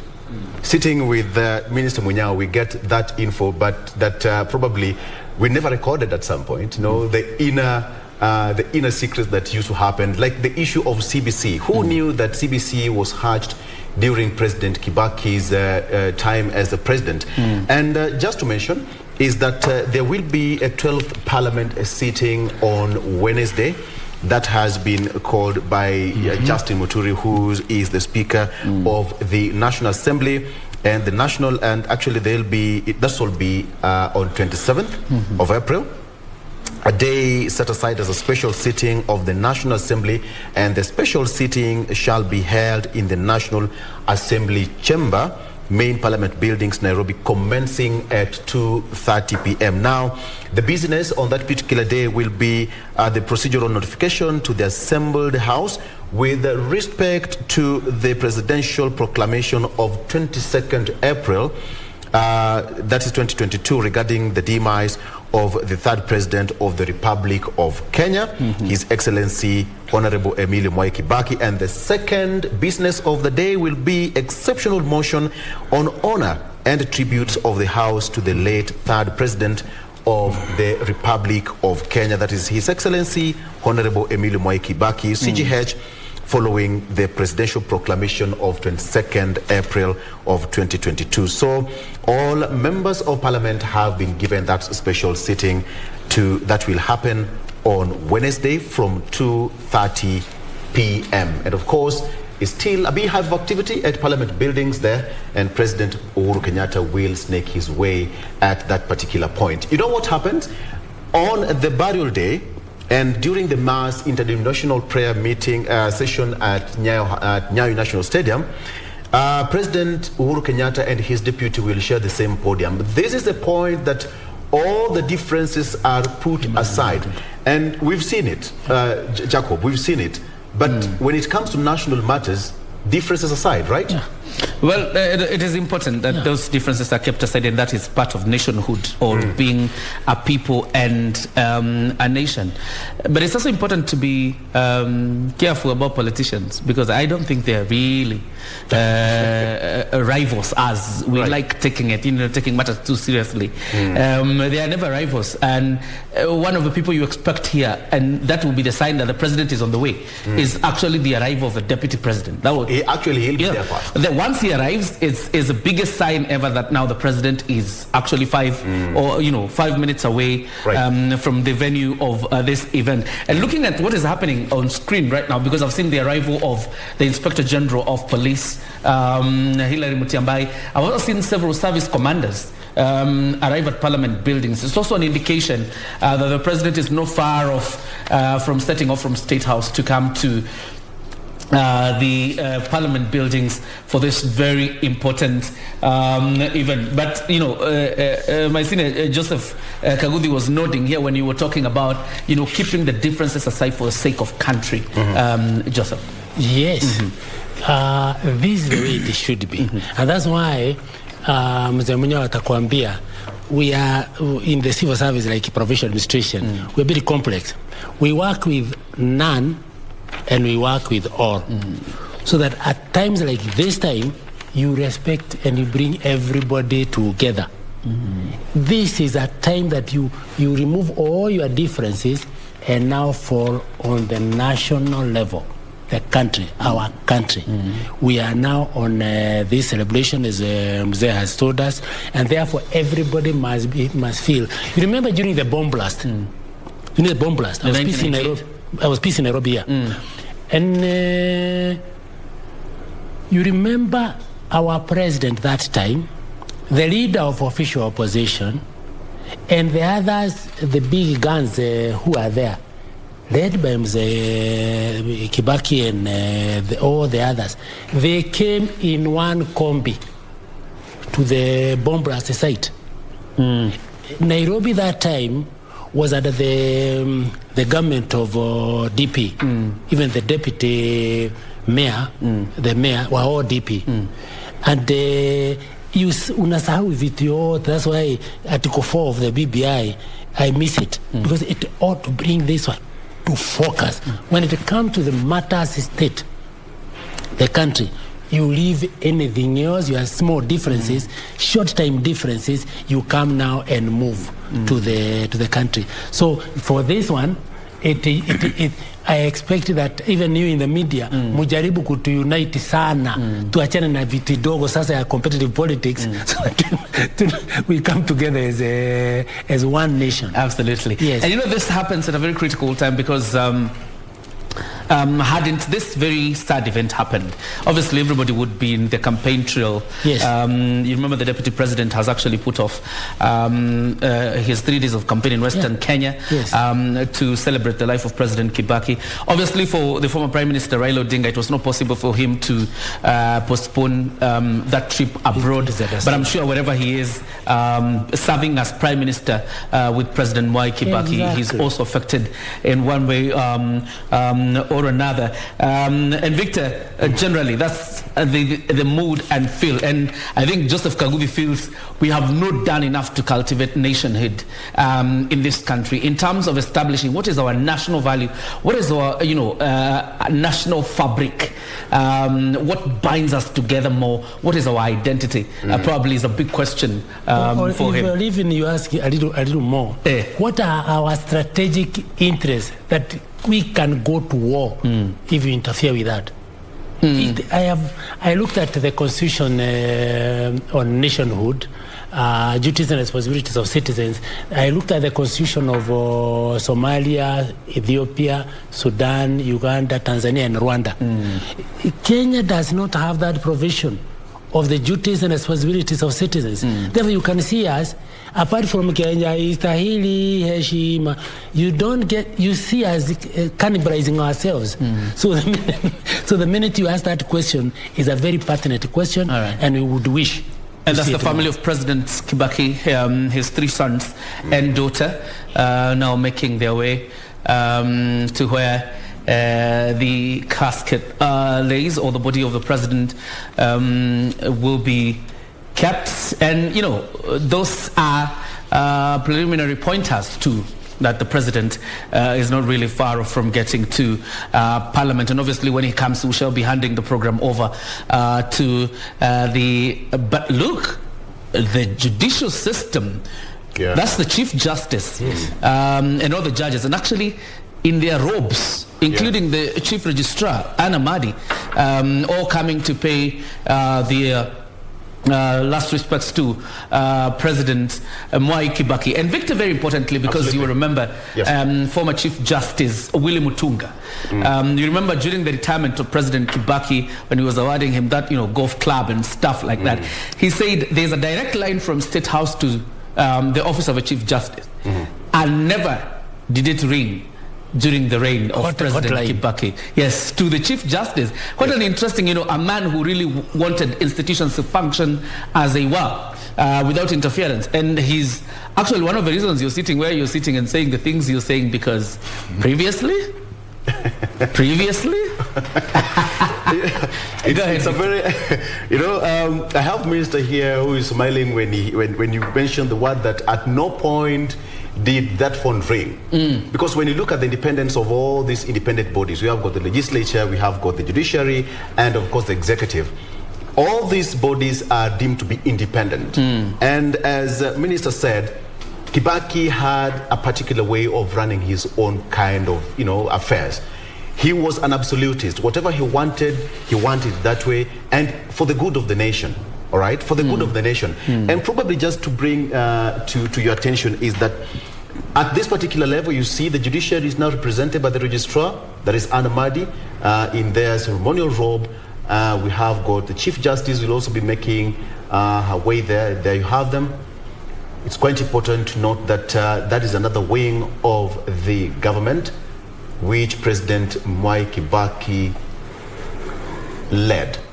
And so we expect them to take charge at this particular point before the public is, before Parliament is open to the public to view the body of the late president. And just to mention that security is well taken care of. Security is well taken care of because it is a military affair. Victor, not to overlap, just a bit, because when I see the judiciary, it reminds me of the radical surgery in the judiciary that was actually spearheaded by President Mwai Kibaki when he took over. Yes. There was a general feeling that, you know, the judiciary was under capture or was operating under the hand of the executive. And there were judges that appeared to be either corrupt or were leaning towards the system as much.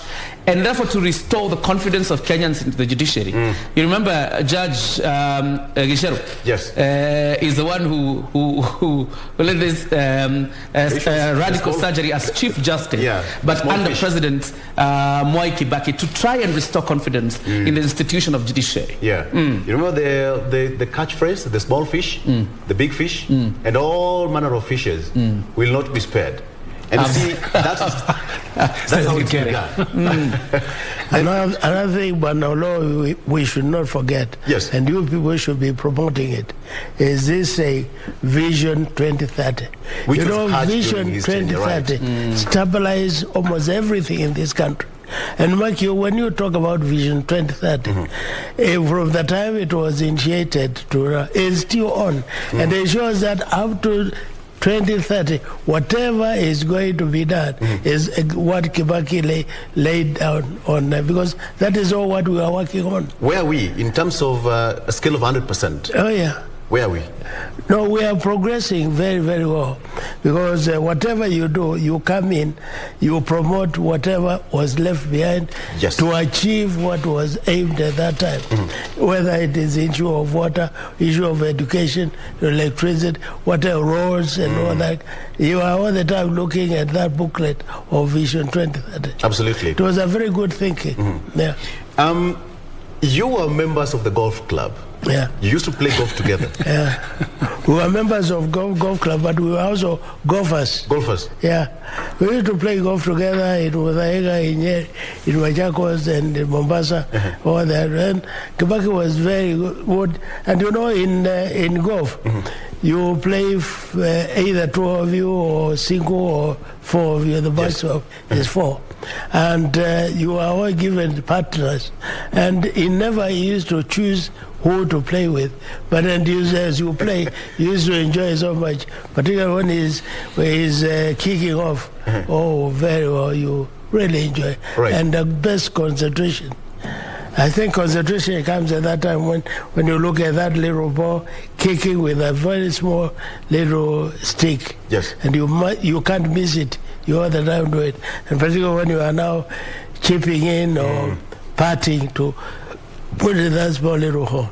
Yeah. He was a good golf player. Good golf player. Remember him. And immediately after that, you go and relax, talking very well, having freedom. And he would mix with everybody at that time.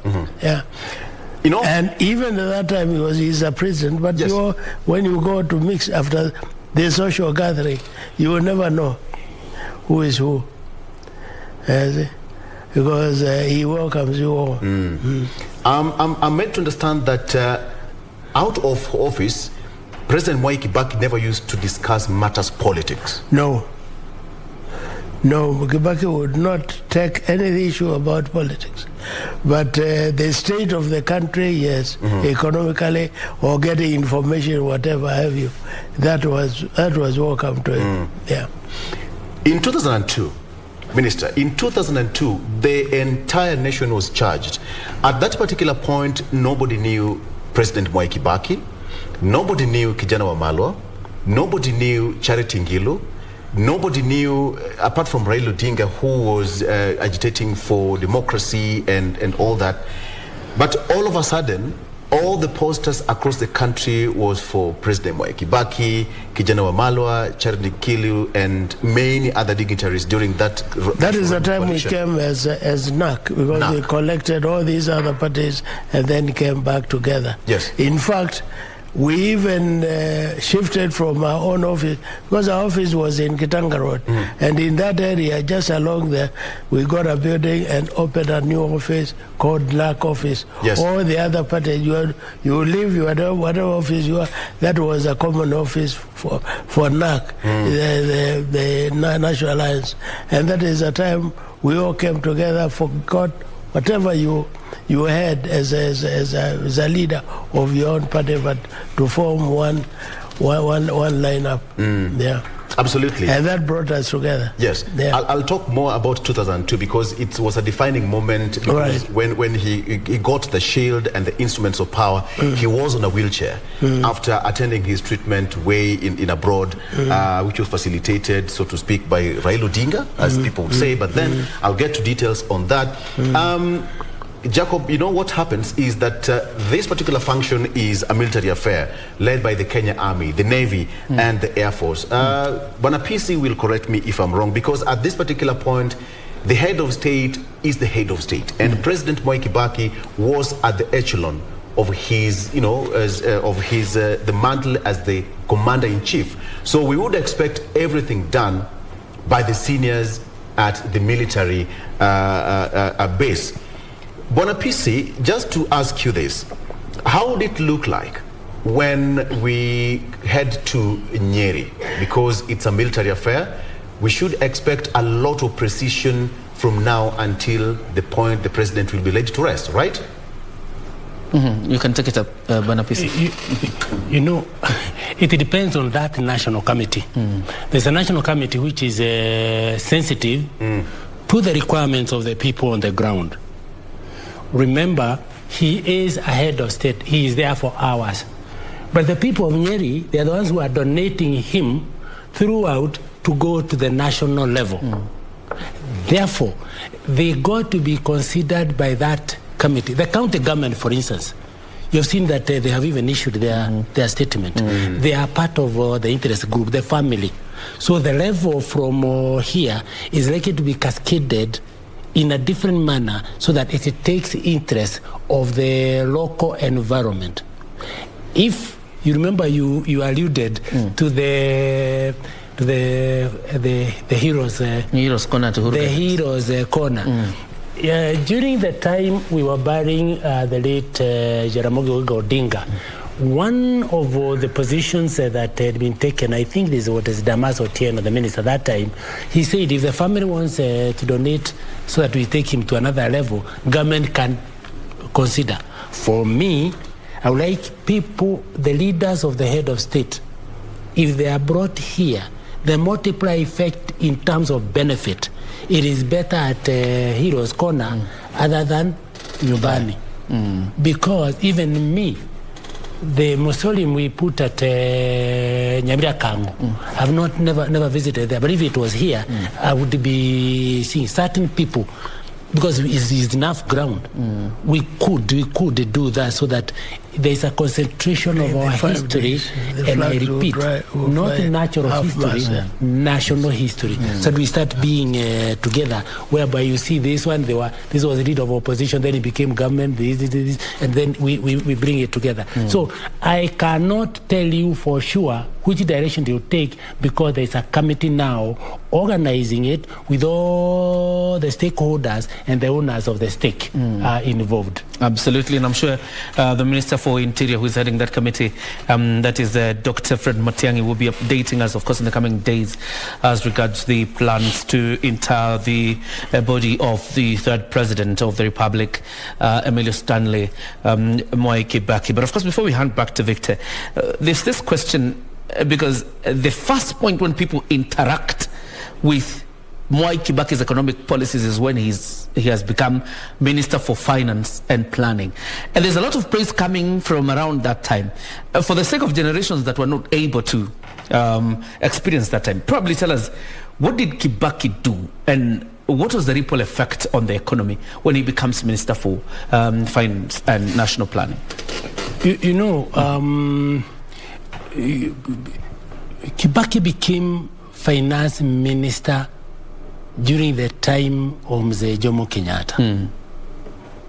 And the blueprints that you are seeing, if you subtract his contribution on the economic development and direction of this country, is a different country altogether. The impact is that big.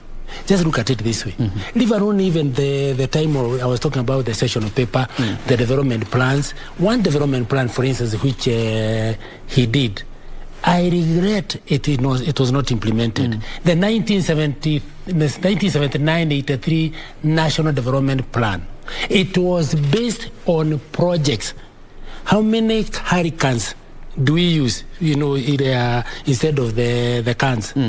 How many umbrellas? This factory is ready for implementation. This one, and using the Harambee spirit, the cooperative movement, pick this and implement. Pick this and implement. But unfortunately, when Mwai took over, he more or less set it aside.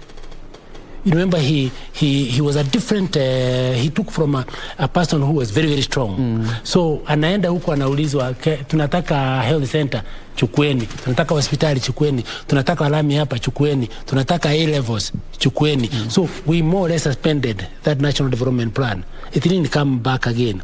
But if you remove, look at it this way, even when he became president, with Mzee here as their ministers, we were collecting about 180 billion our budget. By the time he was leaving, it was almost hitting $1 trillion. It's like a revolution. Just look at the number of times. It's just like the way the current president has done. If you look at where he picked it and where he is now, it's mind-boggling. Only that because of what I told you about what is coming through. So you cannot quantify quickly. We will take a bit of time to know exactly. Let me cut you short to just say that Martin Nyaga Wambora, the chair of the Council of Governors, is making his way to Parliament buildings. And of course, presidential hopeful on Chama cha Usawa, the governor for the great county of Murang'a, Mwangi Wairia, is accompanying Martin Nyaga Wambora to the Parliament buildings as the country pays its last respects as we celebrate the life of Emilio Stanley Mwai Kibaki. Of course, you are marrying the economic think tank of the president then as Minister for Finance and how he carried it forward as president. Look at it this way again. We reached a level, I remember one time, his Minister for Finance, was it Bwana Kimunya? He went to one of the international conferences and said, we are funding our budget to the tune of 96%. Everybody said, in a that wild country like this? Yeah, because you remember, he even changed from the Moi to him that the embassies used to have a caucus, put a lot of pressure on the government. He relaxed it, and the ministers were running the country. And he said, tutafunga nyinyi kama hamtatoa kodi. Remember? And the Waweru just shot. You were talking about Alfred Mutua, the former spokesperson of government, and there he is, actually coming into Parliament. There's Governor Anne Waiguru of Kirinyaga and Amason Jeffa Kingi. Amason Jeffa Kingi was actually the Minister for East African Cooperation during the second term of President Kibaki when he was sharing government with Raila Odinga.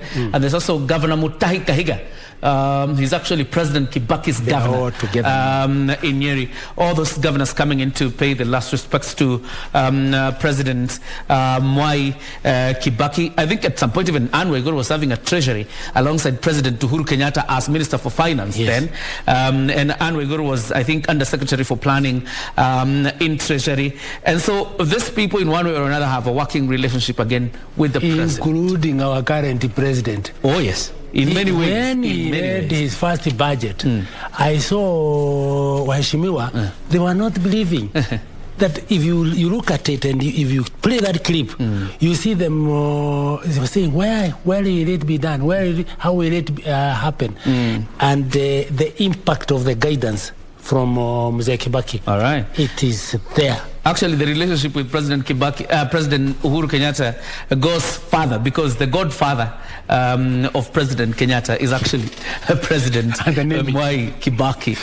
So the relationship goes a bit further. Obviously, as we continue to see the live pictures coming from Parliament, Victor, before you hand it over to us, you were speaking about the 2002 moment, and it is very important, you know, to pick from Minister Munyao about that, the intense time, a handover from President Moi to the new president who is on a wheelchair, President Mwai Kibaki. Absolutely. Just to mention that, we remember the Unbogable song. It's still fresh in our mind. In fact, if you ask someone, I am unbogable, and everybody will sing that song. At that particular point when President Kibaki came from London after getting his treatment and straight to Uhuru Park and getting the reins of power, what was the mood like for people who never saw that particular point? The mood was really, you could see. And even on that side, yes, the first time I saw Moi lining up, because you see that is the time he was handing over power. Right. And we all had to go in there. He had a particular place to sit, but I don't think he said where he wanted to sit, because he was not sure of what is happening, because you know, the whole of Uhuru Park was completely full, up to that area of Minister of Health. The entire area, and Austin's Church, the area was fully covered, and everybody wanted to see and hear Honorable Kibaki speak, and wanted to see what the leaders are coming to see. It was a wonderful day, wonderful. And it was a smooth transition. Though so painful, it was so cool, a sad one. So cool, and everybody was ready to do whatever we needed to do, which was very good actually. Did you ever expect at any given point that President Kibaki would get to that seat? Yeah, of course, when we were fighting earlier, we were fighting for him to get it, but we didn't expect him to get it at that situation. But even when he got in that situation, it was overall good, because he was courageous enough and he managed. And more so to be brought to Uhuru Stadium at that time, yes, and make a full speech to everybody when the area was completely full, and we are all quiet to listen. It was a great thing. Great thing. Okay. Before I take you to Nancy Okware, there is this point that most people can easily relate to President Mwai Kibaki as compared to President Moi. Perhaps PC Kaguthi would tell us how it was then, where we would line up for a whole day. It was a holiday in your area. When President Moi was coming into your area, you would line up. But with with the PC Kaguthi, who would marshal up all the DOs, the DCs, and the Land Rovers to line up for President Moi. But with Kibaki, it was different. He would pop in a particular area, address the gathering, and go. Just to mention, how was it with President Mwai Kibaki? No, Mwai Kibaki was cool, like you have just said. Yes. And his information and the tours were all cool. Although the information used to be spread all around, because that's the purpose of the provincial administration, to align ways. But every time he comes, he was cool and everything, and I think it was wonderful. Yeah. Okay. Totally different from what we were seeing during the time of Wanakaguthi. Wanakaguthi will tell us how it was, you know, the Land Rovers way back then, and you know, I left from 4 o'clock. I retired a little earlier. 1999. All right. Obviously, before you express it, let's just show the live pictures of some of the dignitaries making their way to Parliament buildings. I think that should be Governor Anne Kananu of Nairobi, making her way to Parliament buildings. And PC Kaguthi, you will pick up on that, you know, about the differences between President Kibaki and President Moi. But first of all, let's rush to the CBD and link up with Nancy Okware, and then come back in studio and give us the experience of Moi and Kibaki. But Nancy Okware, if you can hear me, probably give us a feel of how the Central Business District is looking as the country mourns or celebrates the life of President Kibaki. Okware.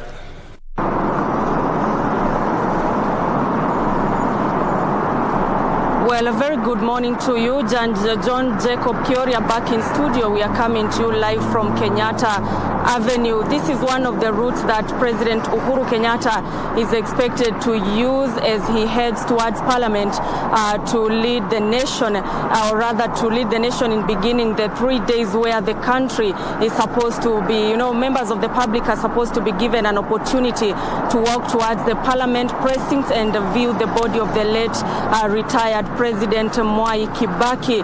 We do expect that any minute at around 10 a.m. the President will be coming through the State House Road and connecting with Kenyatta Avenue, and it is after that he's going to use Uhuru Highway all the way to Parliament buildings.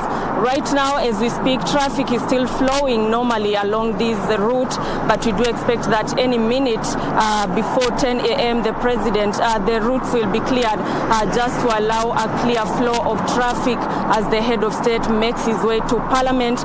As we are aware, is that the body of the late retired President Mwai Kibaki already arrived at Parliament buildings at around 7:20 a.m. in the morning, and of course dignitaries are already arriving there, awaiting the arrival of President Uhuru Kenyatta. A number of Kenyans have been expressing their views on what they will remember the late president with, and right here at Kenyatta Avenue I'm joined by one Kenyan who is going to tell us his fond memories of the late president. Shukran sana kwa kujiunga nasi. Pengine tunapoanza tueleze ni kipi ambacho utamkumbuka marehemu ama hayati Mwai Kibaki zaidi? Marehemu President retired Mwai Kibaki namkumbuka sana. Kuna mengi mema nimeona kwa maisha yangu, hata kwa maisha ya Wakenya kupitia kwa uongozi wake. Mimi nimesoma hiyo wakati kabla hajakuwa kiongozi, lakini kwa sababu wazazi wangu hawakuwa na uwezo, hawakuwa na kazi ya kutosha, nilikuwa mwerevu sana, lakini sikumaliza shule kwa sababu wazazi wangu hawangeweza kunilipia karo. Wenye tulisoma nao, wenye wazazi wao wangewalipia karo, walisoma. Na baada ya hapo Kibaki alipochukua mpaka leo watoto werevu wote wanaenda shule. Mpaka hata leo kina kijana wangu amefanya mtihani wa kidato cha 4 na amesoma vizuri akamaliza, na tena anaenda university kwa sababu ya pesa ya CDF na hiyo pesa ingine, kwa sababu watoto werevu sasa hiyo wanaenda shule. Nashukuru sana kwa sababu ya uongozi wa Kibaki. Kuna vitu hatukuwa tunaona wakati ule, lakini tumekuja tukayaona mengi sana. Naweza sema hata ile wakati tulikuwa tunaona hizi magari kubwa, tulikuwa naona kwa movie ya Nigeria, magari kubwa kama Alphard, hizi Manoa tulikuwa tunaona kwa movie ya Nigeria. Lakini Kibaki alipopata uongozi, saa hii ukiona magari hizi kubwa unaona wamama ndio wanaendesha. Wakati ule hata wenye tulikuwa tunaona wakifanya kazi kama walimu, kwa shule walimu wetu walikuwa wanakuja na baiskeli, wengine walikuwa wanakuja kwa miguu. Saa hii walimu wanaenda na mapikipiki. Tulikuwa tunaona vitu kama pikipiki, tulikuwa tunaona watu wengine wakifanya nayo boda huko Uganda, lakini Kenya ilikuwa ni mabaiskeli. Kibaki alipochukua, kwa sababu ya uongozi mzuri, saa hii kila area vijana wako na mapikipiki. Maisha imeendelea kwa hali mzuri. Nimeona mabarabara za lami hata upande wa nyumbani. Vitu vingi sana naweza sema kwa mzee. Na hata ukiangalia upande wa siasa, upande wa ufisadi, kuna wale wenye walikuwa hata wenye wanatoka kwa jamii wake walipokuwa wanapatikana na makosa, watu kama viongozi kama Mwiraria, viongozi kama Murungaru walikuwa na resign, wanawacha kazi na wametoka kwa jamii yake. Hiyo inaonyesha uongozi mzuri. Mzee kuna mengi naweza sema, kwa sababu hata hali yake ya kuongea, hakuwa mtu mwenye anaongea mambo ambao unaona inaweza umiza nchi. Kama kitu ilikuwa ni mbaya, saa ingine angesema jambo yenye watu wangecheka kuwa mavi ya kuku, lakini alikuwa ni mtu anamaanisha vitu zake. Nashukuru kwa sababu uongozi wake imefanya mpaka leo kuna vitu bado zinaendelea kufanywa, na zilikuwa ni vision yake.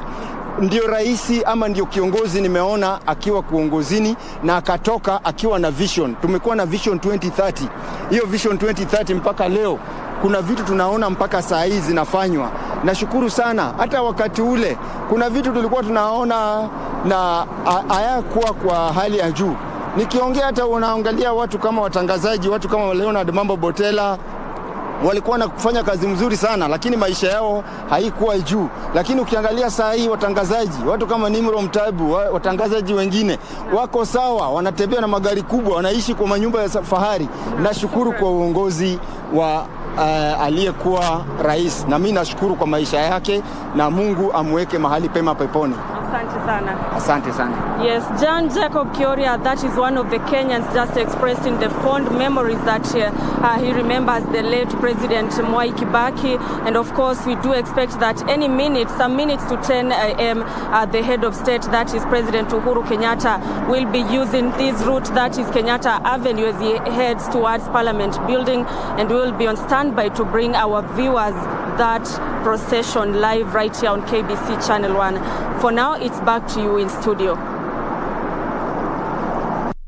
All right. Thank you very much, Nancy Okwara. And of course, listening to that gentleman, he has quite a quick grasp of what the presidency of Mwai Kibaki meant for him as a person, because equal opportunity for every child to go to school, irrespective of social status, was quite an important thing. There's a question he had been asked about the comparison between President Daniel Moi, when he's coming to your area, it's almost a near holiday. Even schools have to stop because everybody has to line up and receive the president. But Kibaki's time, it appears like nothing much. An institution, every leader. If you don't invest, you know the president is the most informed single person in any country. Every leader has their own style.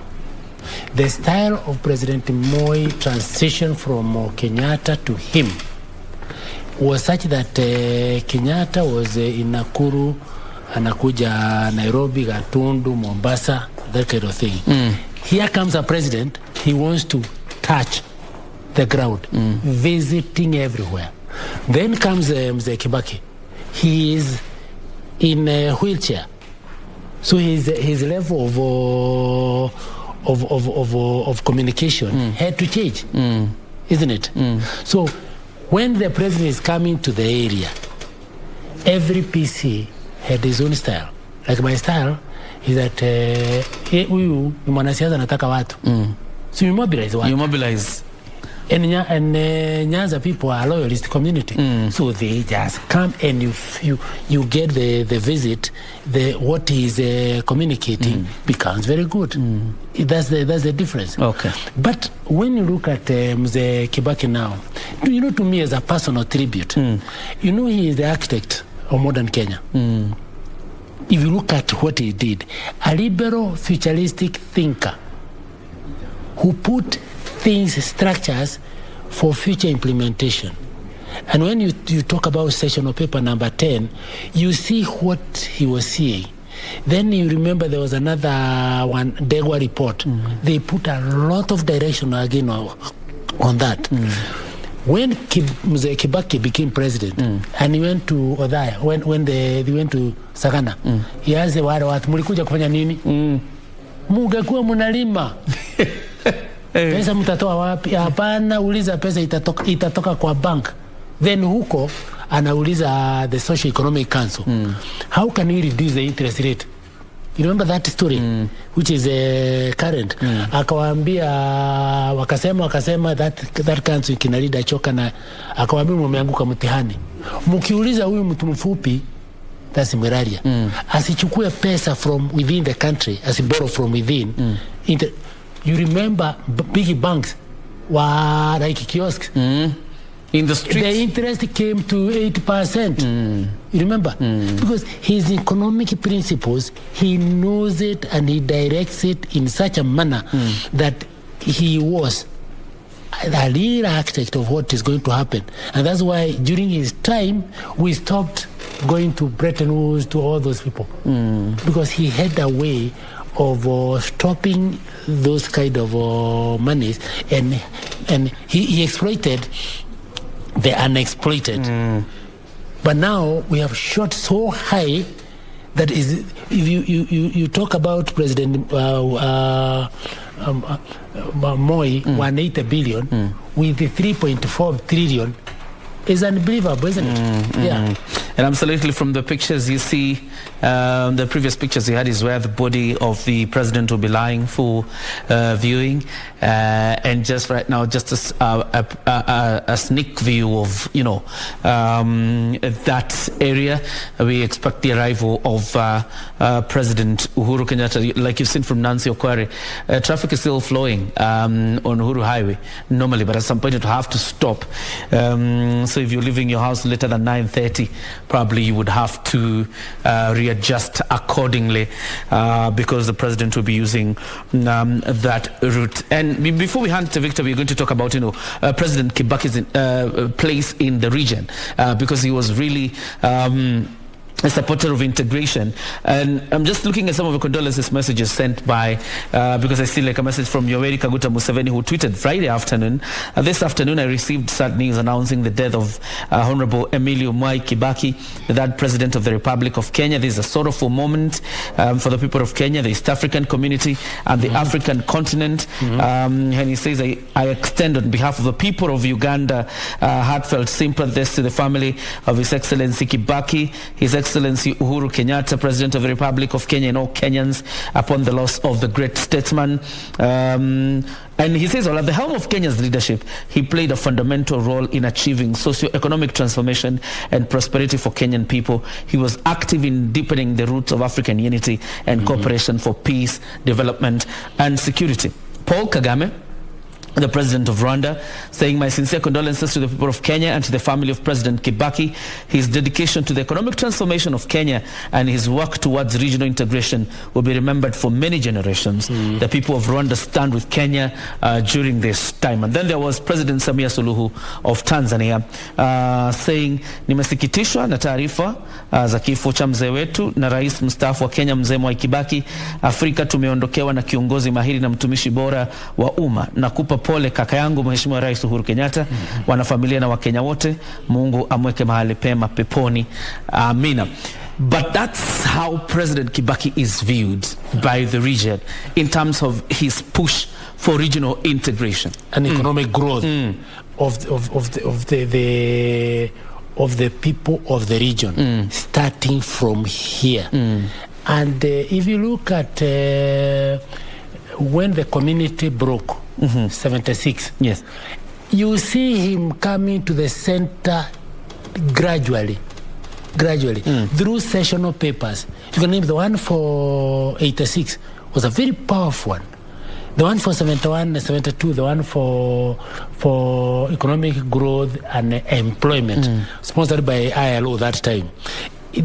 Gradually you see his contribution within and putting structures and laws that we will live with that for a long time until we now went to Bomas to make certain changes so that the structures changed. And a big shift now, instead of the county councils and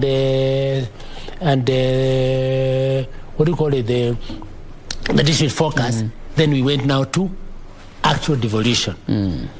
So if after the actual devolution, then you see it is his kind of blueprint which was ruling this country economically in terms of growth. All right. So his contribution is major, and that's why I say he is an architect of the modern day Kenya, using his liberal and futuristic thoughts. And Jaramogi Odinga was not wrong to pull him out of Kampala. Absolutely. Yes. I think, Victor, the question you had asked about the differences between Moi and Kibaki has been answered in the sense that every president has their own leadership style. There was Moi and there was Kibaki. But there's something you had asked earlier about, political competition when it comes to issues like this and putting politics aside. And I just remembered in 2002, President Uhuru Kenyatta was contesting against his own godfather. Yes. President Mwai Kibaki. Actually, the person who gave him the name is actually President Kibaki. So, Yes. I mean, politics in Kenya is just an interesting game. It's an interesting beat. And, you know, that is the same situation.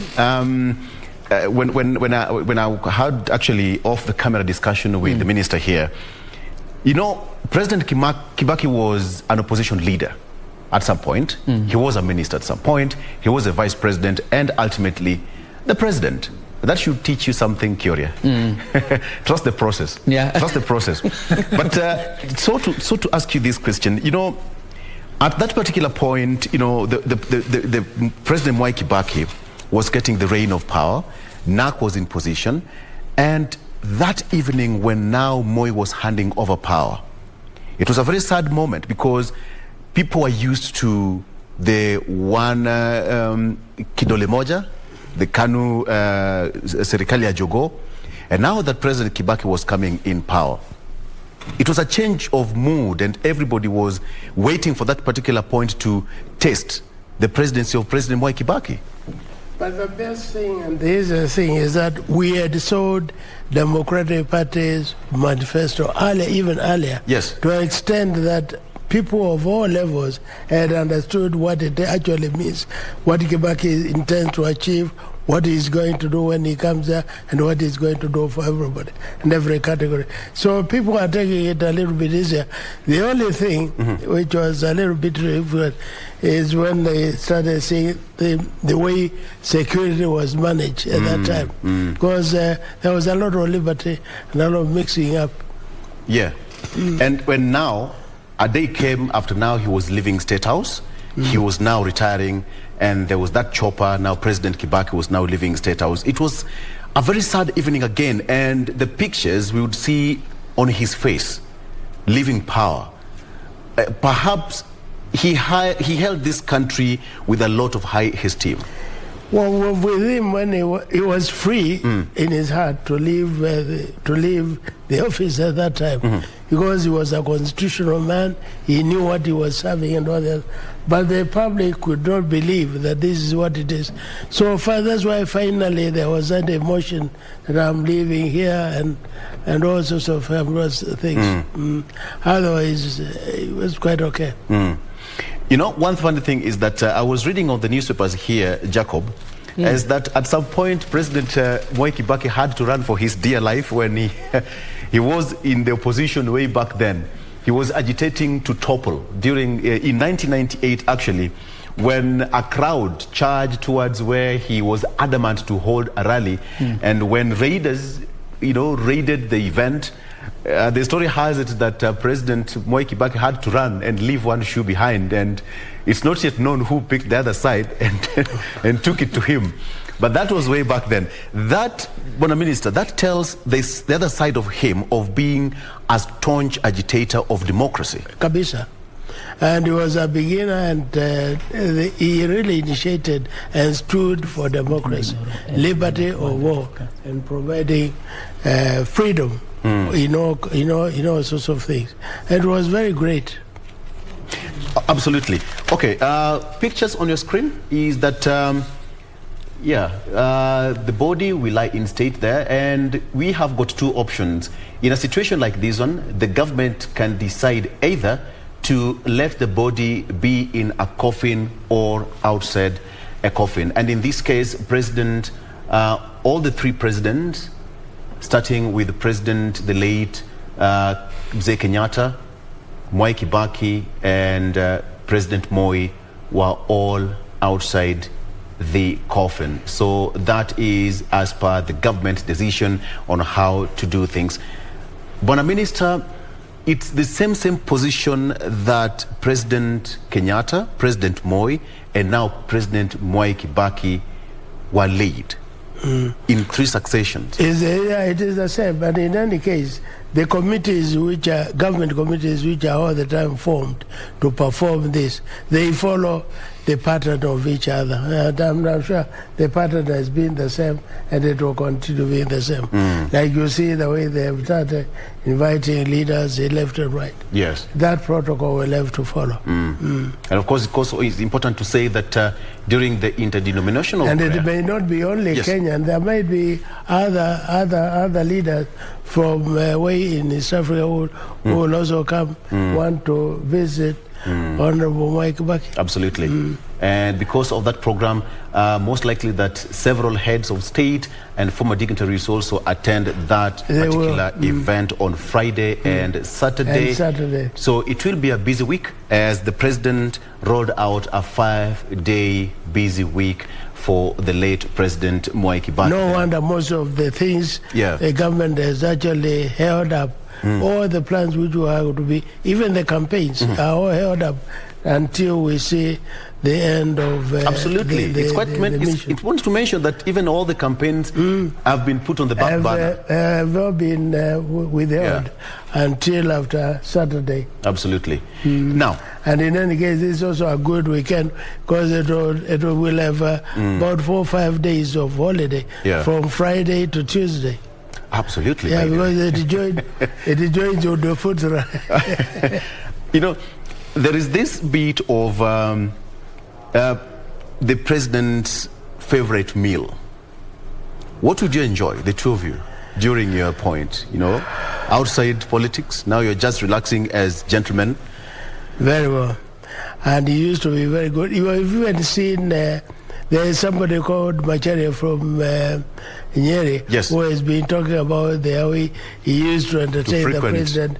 Anytime he visited the area, he had a particular place he used to sit, meet people, whoever else in that place, and then they go. You know, everybody enjoy it that way because anytime we were with Kibaki, you knew what you expect, and you prepare for it, which is. What was that? What was? Perhaps the PC would now want to get the secret. No, but I may stop it there because those who were with him, they knew what they did. I'm told that is General Badi, who is also arrived there at Parliament buildings. Preparations are actually at the advanced stage, signaling the arrival of President Kenyatta anytime from now. But of course, Deputy President William Ruto will also have to make his way there. And then later on, members of the public will also get an opportunity to view the body, as it happened with President Daniel Arap Moi. It's going to be a busy week for the nation, and of course we expect a lot to be taking place even right now in Nyeri County, there where the president will be laid to rest. In 2007, at the footsteps of Harambee House, now they walked out with then Prime Minister Raila Odinga.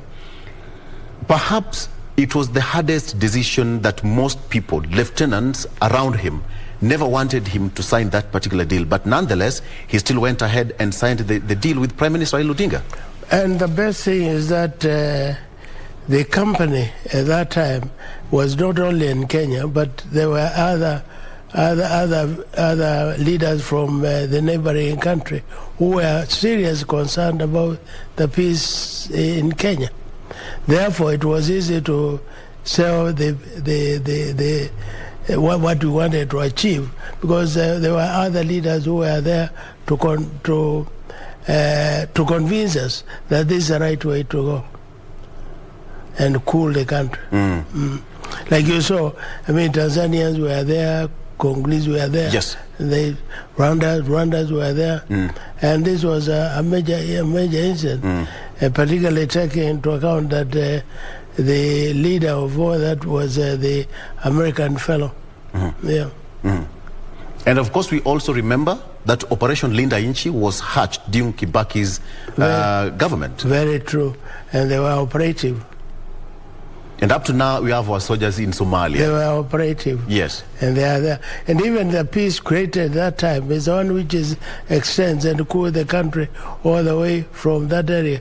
You remember the way shifters and all sorts of things used to operate within there. But for some time, it managed to cool the country. It was very good. Kibaki did great things to this country. Okay. All right. So let's take a look at what's happening in Parliament, and let's listen. There you have it in Parliament.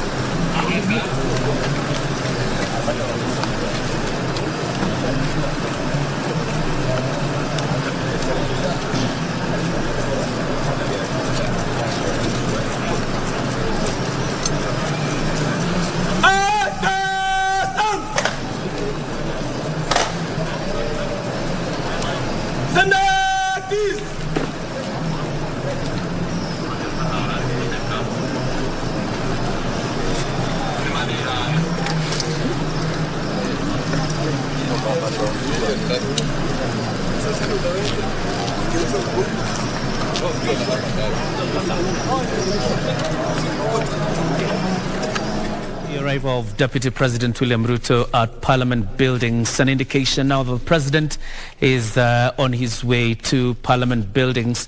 Obviously, in ceremonies like this, the pointer to the President's closeness to arrival is the arrival of the Deputy President. And Dr. William Ruto is already in Parliament buildings. That means in about 5 minutes we will see, and of course you can see a quarter guard of honor at the entrance of the Parliament buildings. That is to mean that those preparations are an indicator that the President is on his way. But probably before the President arrives, PC Kagude, it is important to talk about the nexus between President Kibaki's administration and President Kenyatta's administration. Now, the nexus is not just about succession, that these administrations succeeded Kibaki's, but even the planning of what President Uhuru Kenyatta is executing. There's a nexus on the planning happening during Kibaki's administration, and President Uhuru Kenyatta now committing money and execution to some of these projects. It is true. If you listen to former Prime Minister talking, he will say hata ireri tulipanga, lapse tulipanga, but Uhuru came and started executing it. Why? Because the government is a perpetual succession institution, so that they are building on each other. That's the truth. That a good system should be. Remember the bureaucrats, permanent government called civil service. You know, it's a permanent government because that regional commissioner or that commissioner of police. At the lower level, not the IG. They all continue government regime after regime. So what happens is the skew at the political level, what they call the political direction, and that's why we tell every citizen, please take part in elections because of the political risk. You elect a good government, you go very far. You elect a bad government, these civil servants will obey what cabinet has decided and what parliament has decided with, because that's the way it is. But the implementation is on a management, is on a perpetual succession, because it's an institution that is not going to stop. And that's the way it is recognized on the world of nations. So the investors, external investors here, they follow exactly like that. They follow to see who is doing what in the country, and is it going to change, is it not going to change, and they proceed. Of course, we're going to be handing over this program officially to the team in Parliament. Of course, once President Uhuru Kenyatta makes his way to but that roundabout there is where the President will emerge from once he's made his way from State House of Way to Uhuru Highway, and then from that roundabout. And you can see the security arrangement around Parliament Road. That's where the President will emerge from, and then this entire exercise will begin. The President is leading the nation in celebrating the life of President Stanley Emilio Mwai Mwai Kibaki, born on the 15th of November 1931 and then rests on the 21st of April 2022. And of course, we continue to mourn and celebrate his life as a man who has a great legacy shaped in terms of how the economy grew during his reign, the free primary education, the border sector, but most importantly, even on issues of regional integration. It's quite interesting, TC Kaguthi, when we talk about Operation Linda Nchi, the men who launched this operation, the last one of them is President Mwai Kibaki. Yes. Because there was George Saitoti as Minister for Internal Security then there was Yusuf Haji as Minister for Defense, and now President Mwai Kibaki. But most importantly, the operation is still continuing. Yes, because the nation was getting threatened. They come all the way to Madahailad. We did not have an alternative but to go and destabilize them, because, we have had a very, very nasty situation. Kenya has been a low pressure belt. During the time of Mejisu, people are running here. South Sudan, the Sudan here. Immunization of Uganda here. You see the way we have been a low pressure belt. Somalia, from 91, we have never had a stable government. But now you get a raftag of people who are coming now to interfere with our system all the way to instigate and so forth. So a decision was taken during his reign and with General that they now go stop it from the other side and support that government. So Kenya is at war until the African Union came to our aid, because we had now to defend ourselves. And that's when I asked you, what is Kenya's strategic interest beyond which we would be prepared to go to war? It's like that. We are being interfered with. We are not with the It's a threat on our sovereignty. Oh yes. So it had now to be that way, and therefore there are things that we can't talk more than that. But we have been interfered with very, very badly, and we have survived by God's grace. That all those countries have been destabilized, and everybody was running here. One time we had the largest number of refugees. Even now, I don't think it has changed. The refugees in whether it's Kakuma or the one in I think this is the president's motorcade now, heading towards Parliament. But of course, you can continue once you have a clear establishment of whether it's a motorcade. We'll be letting the people in. Yeah. So the way you look at it is that we had to go to war as a necessity to stop that nonsense. And remember Nyumba Kumi, it came when we saw that even they started killing our elders in Kwale, Mombasa, and so forth. But now it has been contained. We are trading very well. Yeah, oh yes. And there's a semblance of government starting, even the elections starting to form the other side, so they can now protect their country and we become now good partners. All right. Yes. I needed to ask you this, particularly on Nakada, because under President Kibaki, you were at the helm of the campaign. I went to ask, what was President Kibaki's interest when he launched Nakada? It was started by Mzee Moi the year before 2002, 2001. And what happened is that the reports came out that the future of this country is undermined by the youth partaking drugs and alcohol. There it is. That's how it started.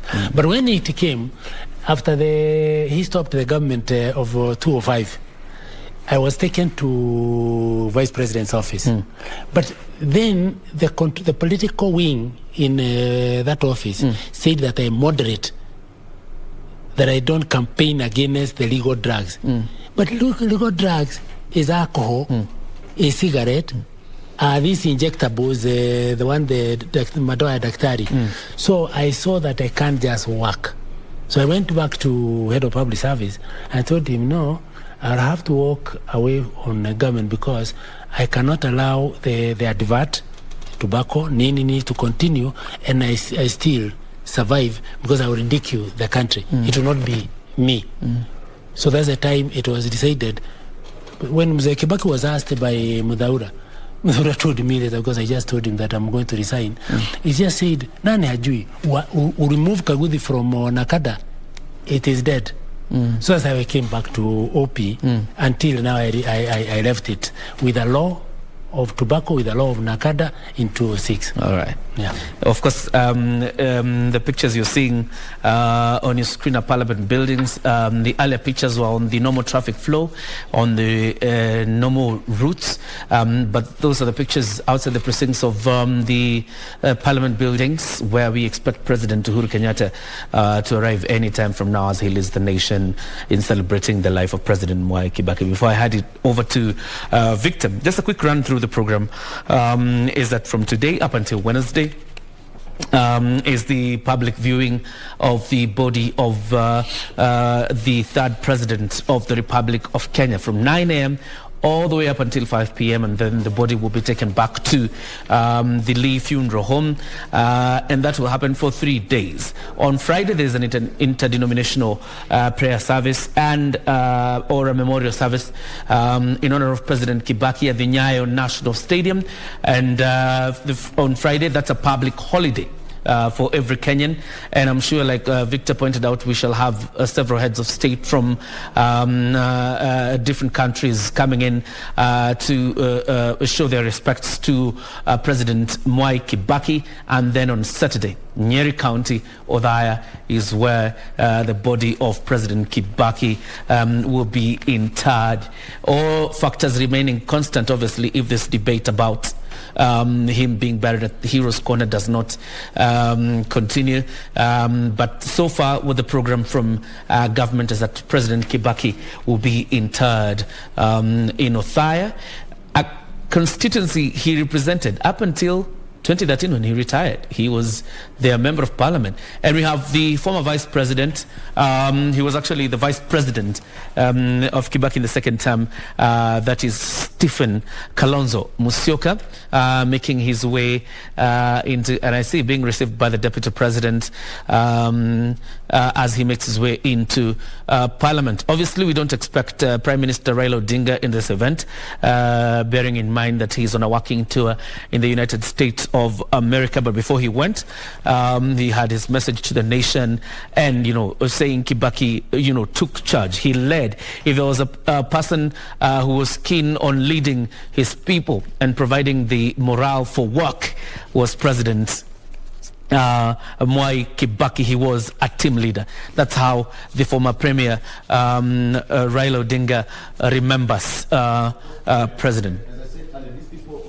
Politicians worked together. You remember Kalonzo Musyoka was a member of KANU. Raila Odinga also was a student of Moi. All of them, even the deputy president. Even the deputy president was director of elections way back then. And the president was the party leader. Exactly. So, and now you see Amos Kimunya, Minister for Lands, Minister for Finance, and right now leader, and Minister for Transport under President Kibaki. In fact, right now, the minister was telling me that this is a point that you not even know that these politicians are currently in a different political sides. It's their time to come together. But, Minister. Yeah, it's very true. Look at what happened 2-3 days ago. Right. And what is happening now. Today, there is not, we are all together for one reason, to mourn a genuine leader who had just left us. Yes. It is, we would say there is a good celebration. If it were okay, we would encourage it, but yeah. All right. Because it brings us together. Yeah. Okay. We still have. You can't imagine. You can't imagine. According to the minister, you can't imagine that 3-4 days ago. This is what was happening 3 days ago. You should know. Absolutely. Okay. Something that I would love to ask you: how did President Mwai Kibaki? That is before we get there. That is Honorable Kalonzo Musyoka with the Deputy President. They're having a tete-a-tete. Of course, the President is almost arriving there, and once he arrived, we'll see a change of environment, and that would actually now open the door for the public to go in and view the body. And later on, it will be an open event for everyone. But, Minister, the president, that is the late President Mwai Kibaki, tried to demystify that elitist form of presidency during his tenure. He was more approachable, he was more interactive, he demystified this issue of, I am the king and I'm among the people. I think that this was also brought up by the way he grew up. You know, growing up from a member of parliament to a minister to a vice president and all that up to the time you become a president. All this time you have seen all sorts of levels, you have seen all sorts of consultation, and you see the right way to lead your country. This was a very good experience, and I'm sure he must have earned this from the way he grew up in all these social sectors. You know, it reminds me of a point when immediately after he took over power, many people did not see him inviting the former President Moi to State House for a consultation. A couple of people were quite adamant. In fact, way back then, some were like, okay, fine, let's have a meeting in an open place. But he insisted, no, bring President Moi to State House, let's have a consultation. What would that show to a nation? It shows that you knew what you were doing and you had prepared to lead your country to a different level. Because unless you are, well, if you are not prepared, yes, this thing will not happen. It shows that all the time when the priority for Kibaki was the country, not to an individual. The priority was the country, not to an individual. And that's why he took it that way, that anybody can now come and they continue consultations. But most people were still adamant. You know, we had the likes of Chris Burungaru, who were the insiders, his foot soldiers. We had Mudaura. We had Martha Karua back then. Yeah, because they were used to the former system. So for them to get completely converted to the new system now, it had to take a bit of time. But eventually they did, because Kibaki himself, they saw the way Kibaki himself was behaving. Okay. That he was ignoring any other issue, but getting the prioritizing the country. That is Deputy President William Ruto already lining up, and that is a clear and a perfect indication that President Uhuru Kenyatta should be there anytime from now. As for the program, he's supposed to be there at 10 a.m. It's now 4 minutes to 10, and therefore we should expect him to lead the nation. And of course, the military will be taking charge. The top government officials have lined up to receive the president.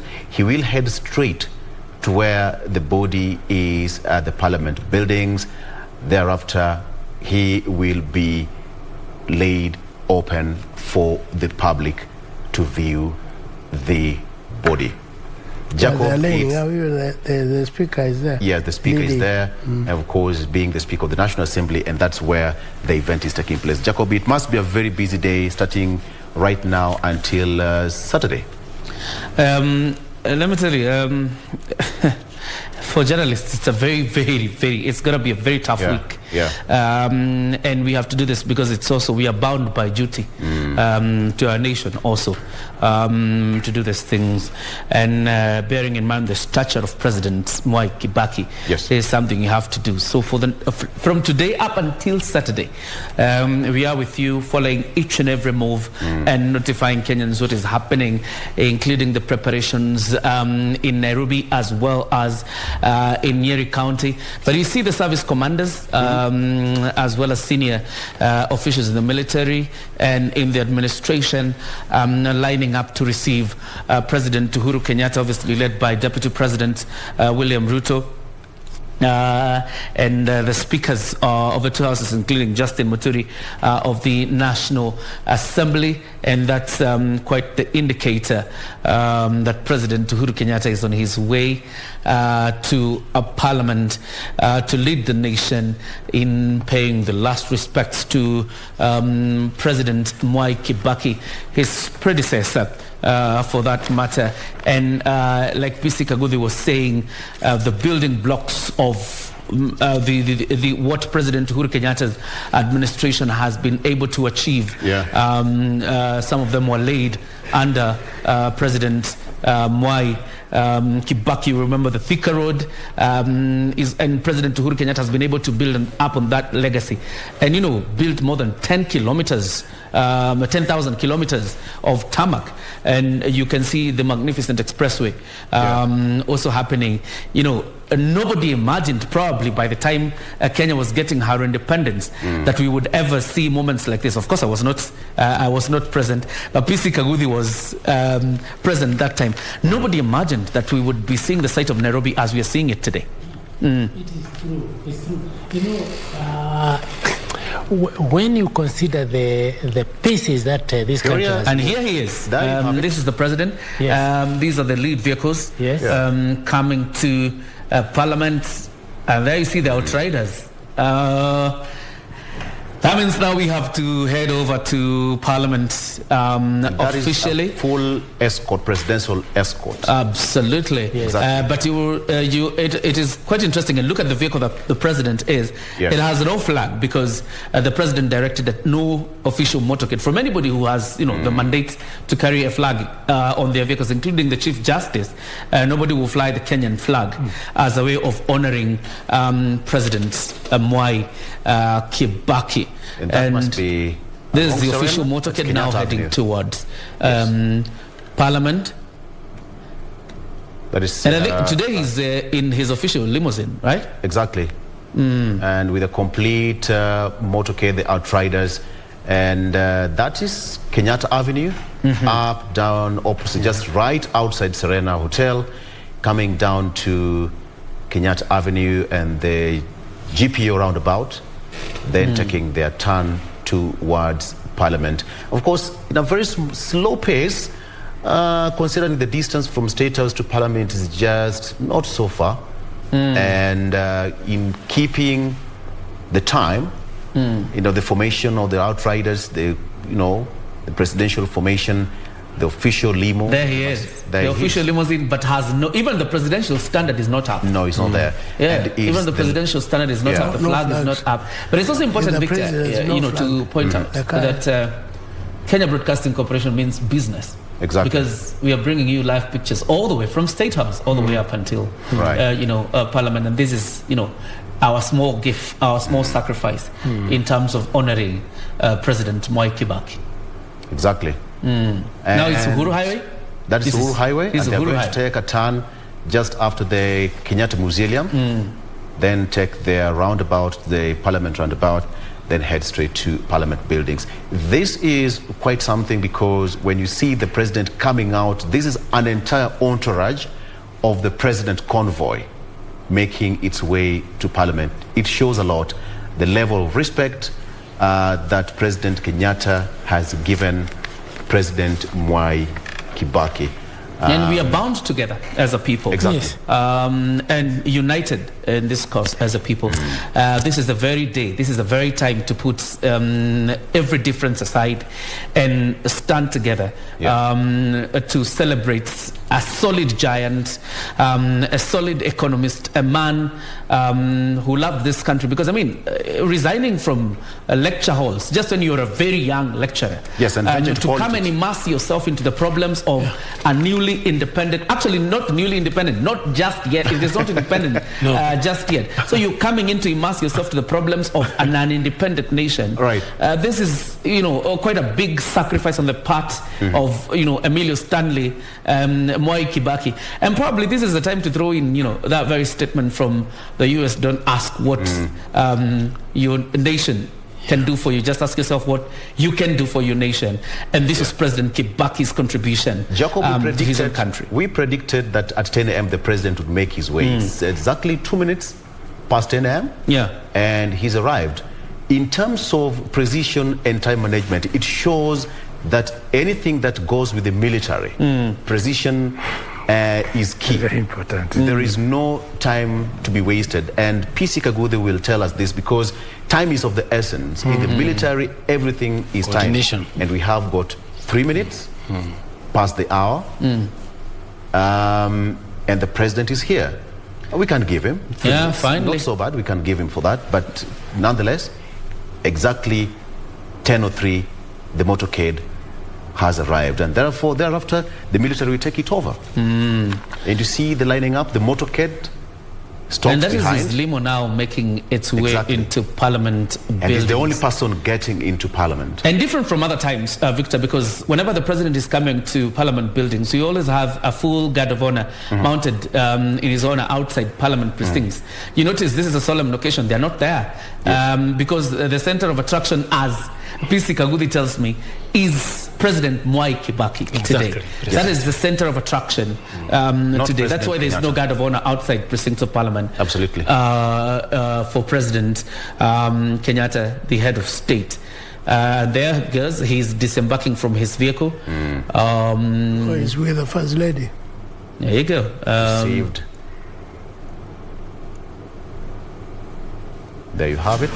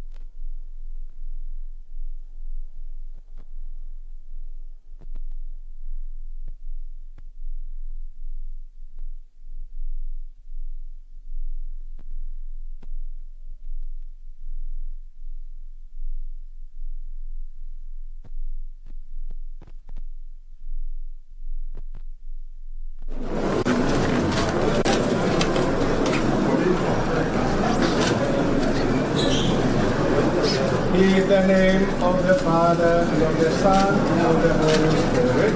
Amen. Say peace. The peace of Christ be with you always. And with your spirit. Scripture verse from Matthew chapter 11, verse 28 to 30. Jesus said, "Come to me, all you who labor and are burdened, and I will give you rest. Take my yoke upon you and learn from me. I am meek and humble of heart, and you'll find rest for yourselves. For my yoke is easy, and my burden is light." The word of the Lord. Thanks be to God.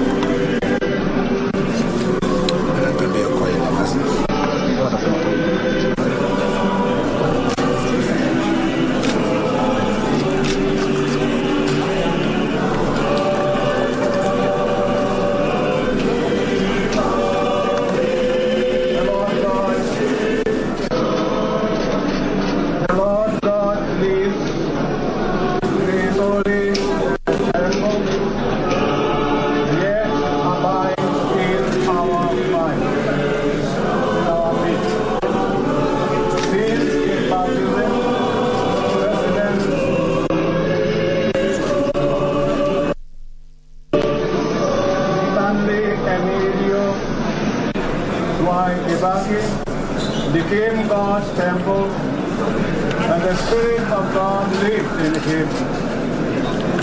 With reverence, we bless his mortal body. Our Father, who art in heaven, hallowed be thy name. Thy kingdom come, thy will be done on earth as in heaven. Give us this day our daily bread, and forgive us our trespasses, as we forgive those who trespass against us. And lead us not into temptation, but deliver us from evil. Hail Mary, full of grace, the Lord is with you. Blessed art thou among women, and blessed is the fruit of thy womb, Jesus. Holy Mary, Mother of God, pray for us sinners, now and at the hour of our death. Amen. Glory be to the Father, and the Son, and the Holy Spirit, as it was in the beginning, is now, and ever shall be, world without end. Amen. In your hands, O Lord, we humbly entrust our brother and your servant, President Stanley Emilio Mwai Kibaki, now emeritus, in this life you embrace him, your love. Deliver him now from every evil and bid him enter eternal life. The old order has passed away. Welcome him then into paradise, where there will be no sorrow, no weeping, no pain, but the fullness of peace and joy with your Son and the Holy Spirit. This we ask forever and ever. Amen. Blessed are those who have died in the Lord. Let them rest from their labors, for their good deeds go with them.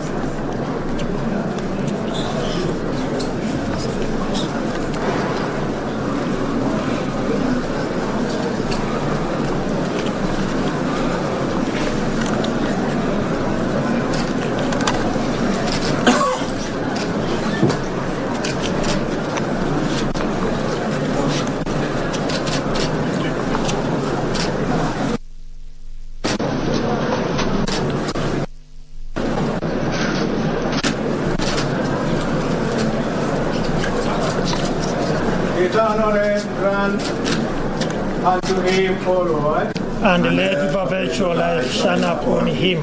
May he rest in peace. Amen. May his soul and the souls of all the faithful departed, through the mercy of God, rest in peace. Amen. May the peace of God, which is beyond all understanding, keep your hearts and minds in the knowledge and love of God and his Son, our Lord Jesus Christ. Amen. May your mighty God,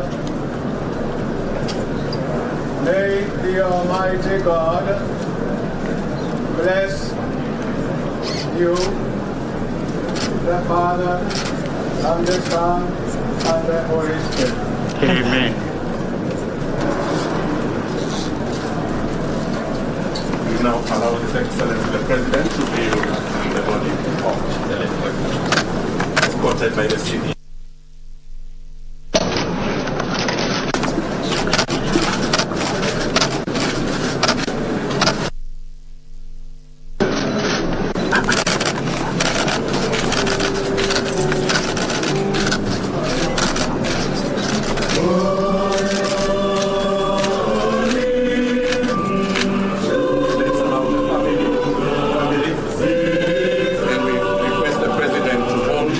So that we can have one photo with the family. Family members.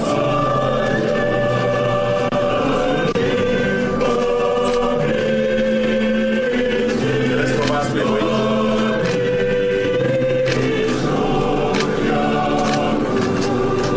Family members. We request Your Excellency to join them for one photo. Thank you, Your Excellency. Together with the First Lady.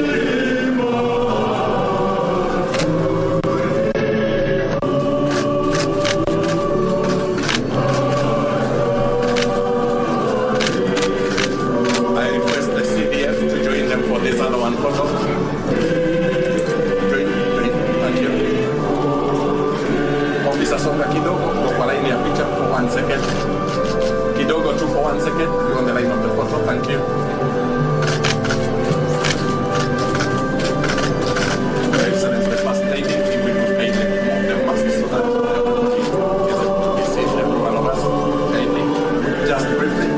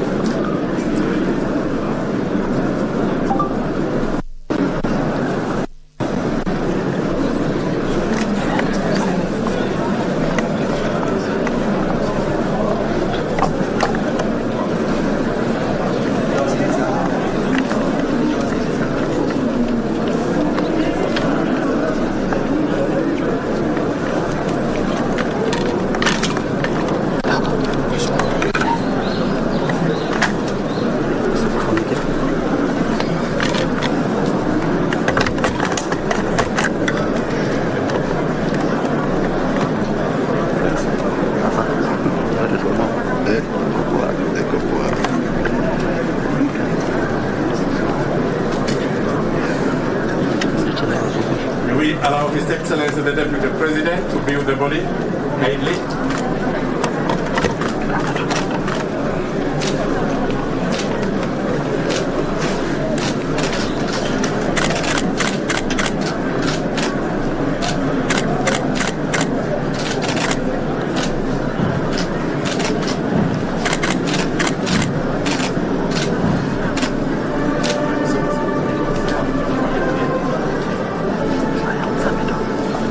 After the national anthem, the service commanders. After the national anthem, the service commanders.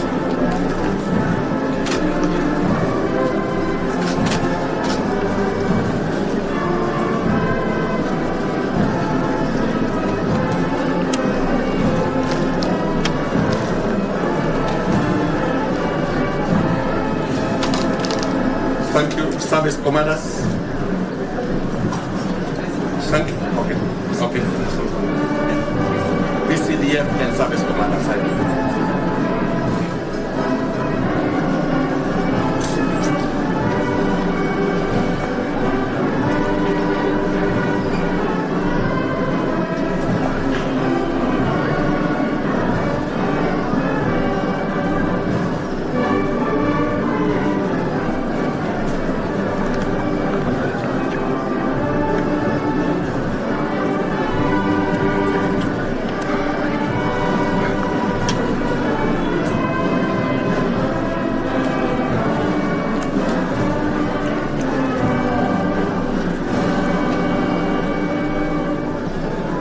Thank you. BCDF and service commanders.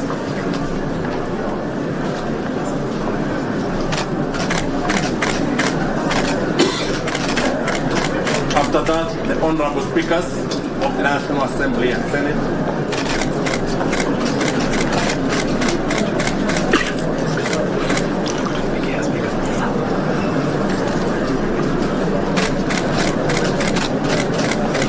Service commanders, all of them.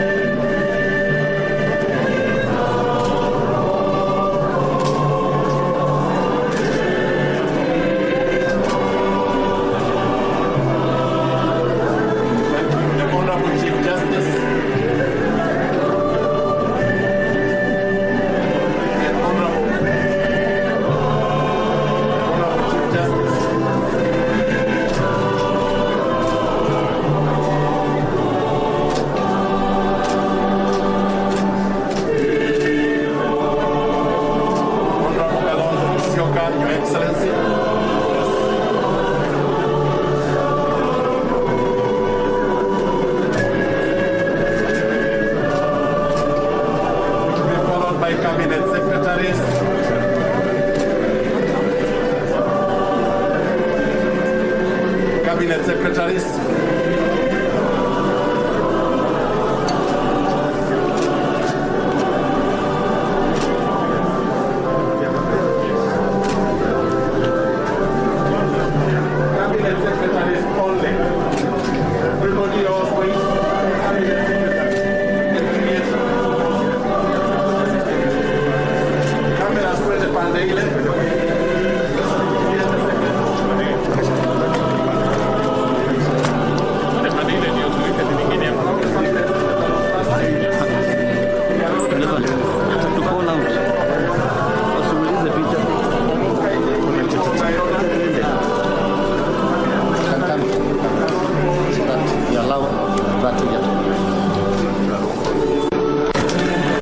Kidogo tu nyuma kidogo nani?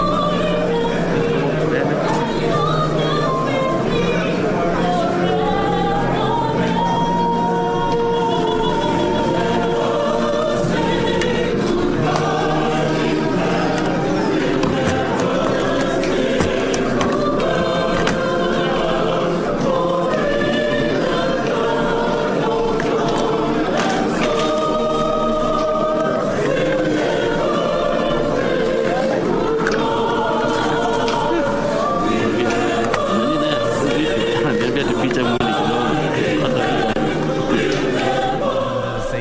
The viewing of the body of the late President Mwai Kibaki happening at Parliament buildings, and in the order of how senior government officials viewed the body, President Uhuru Kenyatta led the ceremony together with First Lady Margaret Kenyatta, and then the family members followed, and then the Deputy President William Ruto and the service commanders of the Kenya Defence Forces as well as other armed forces in the country, the speakers of both the National Assembly and the Senate, the majority and minority leaders, followed by cabinet secretaries and members of President Kenyatta's government, the ones who are currently viewing the body, and obviously we'll also see other senior officials, both politically and in terms of the technocratic operations of government, also viewing the body. But obviously we have to end this with our guests here.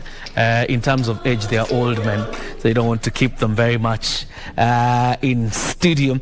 But quite an interesting point, PC Kaguthi saying, and of course I'll throw it back to Victor Olo in a bit. But what I noticed there is that these people who have led in, this process of viewing the body were actually President Kibaki's ministers. You're looking at Uhuru Kenyatta, the Minister for Finance and Deputy Prime Minister. William Ruto's Minister for Agriculture. The minority and majority leaders were Amos Kimunya, Minister for Finance and Lands at some point, Samuel Pugisiu for Information. You have James Orengo, the Minister for Lands. Actually, even Speaker Lusaka was his PS for Livestock. It's quite interesting how leadership in the country operates. It's successive. Government is teamwork. And offices keep changing. Lusaka was my DC in Muranga. And so forth. So I'm not surprised if all goes well, we continue in that kind of process. Now, but there's a very big lesson for the younger people. We normally advise the young people this, not because of the Nakada and the campaign against drug abuse. We advise them this, that remember, there are three things in life that matter. One is your health. Take care of your health, because that's the only one which you'll enjoy when you're in this world. Don't drink, don't spoil your health, don't do this and this. Number two, take care of your name and create a legacy, some space of yours. Look at what Mwai Kibaki has done. He created a legacy, a space, huge space. You can't quantify it for now. His own contributions. I've just told you, for planning and economic planning and matters of direction of this country, as an architect of the republic called Kenya, if you remove him, you see very gaping gaps. In fact, they cannot be the same. So he has created that. Take care of your name, because that's what you live with. Don't take easy rules and simple things which annoy people. The third one is where you are going after this. That's why you saw Cardinal Jue coming to ceremonize this particular function. A big respect. So my thinking is that let's have this one as a very big lesson, and that's why we celebrate. To use Mzee's Waziri's language, we celebrate. As we celebrate, we hand over the batons for learning. All right. So stand by so that we, get the last remarks from Minister Munyao. So we release both of you. Victor Olo, I think you can engage Minister Munyao. So we release them. I'm telling you, one day you will also get old. Exactly. Ujana ni moshi, and we have just to do a bit at this particular point. And I like what the PC has said, that three things that you need to take care of: your health, name, legacy, space. The third one, PC, you didn't mention.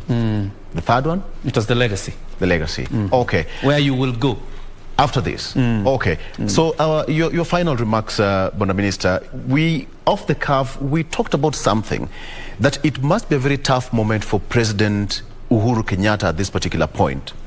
Let's go down history lane. President Uhuru Kenyatta was there when Mwai Kenyatta was buried. His father.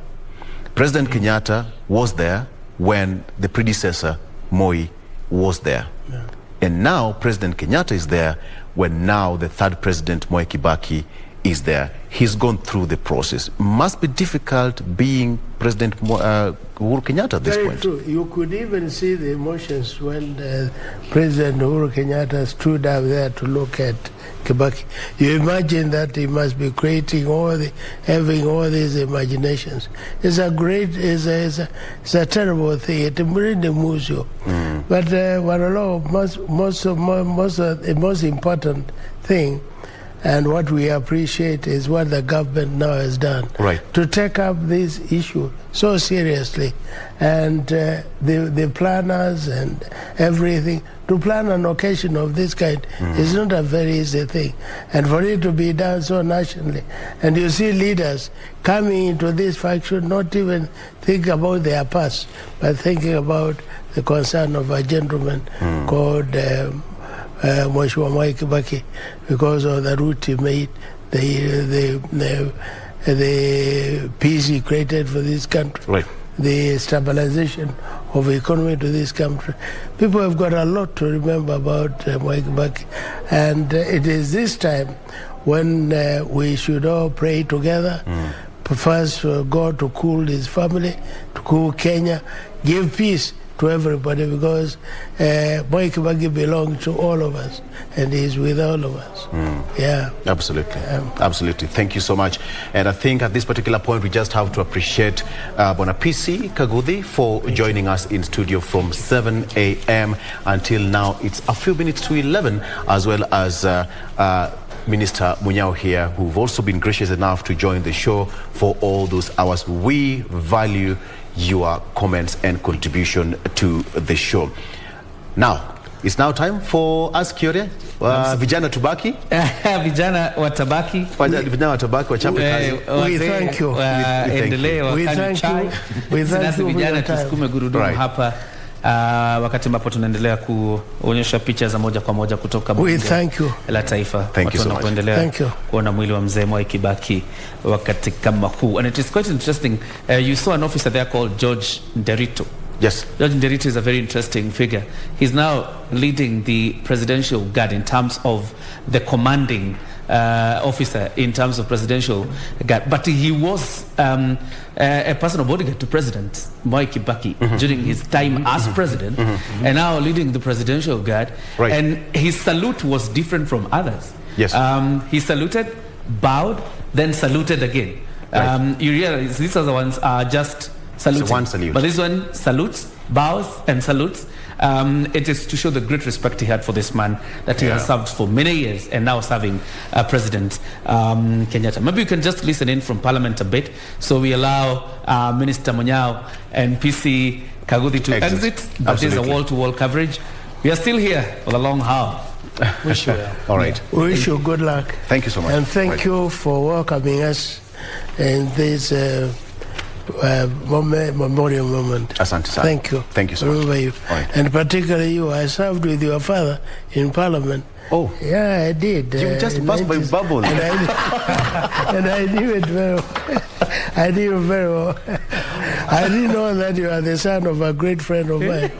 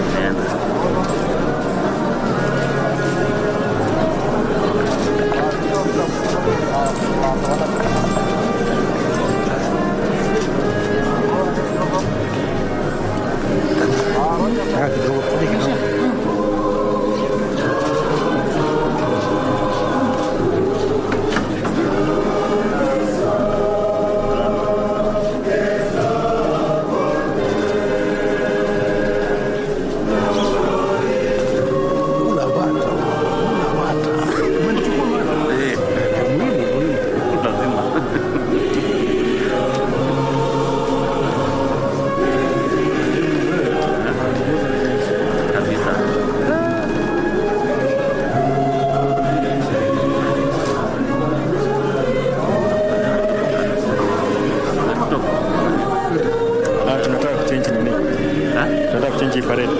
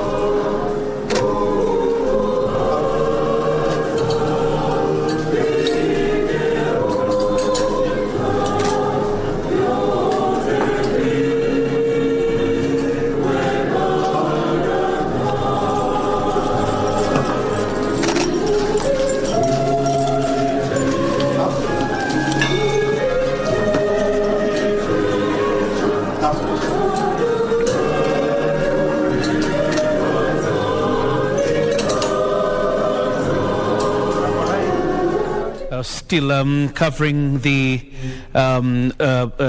body viewing of President Mwai Kibaki, the third president of the Republic of Kenya. Already President Uhuru Kenyatta and members of his cabinet have performed that rite, as well as the family of former President Mwai Kibaki, led by his 3 sons and daughter. And right about now, before we come back to studio, I want to take you straight to Isaac Lemoka, who is at the precincts of Parliament.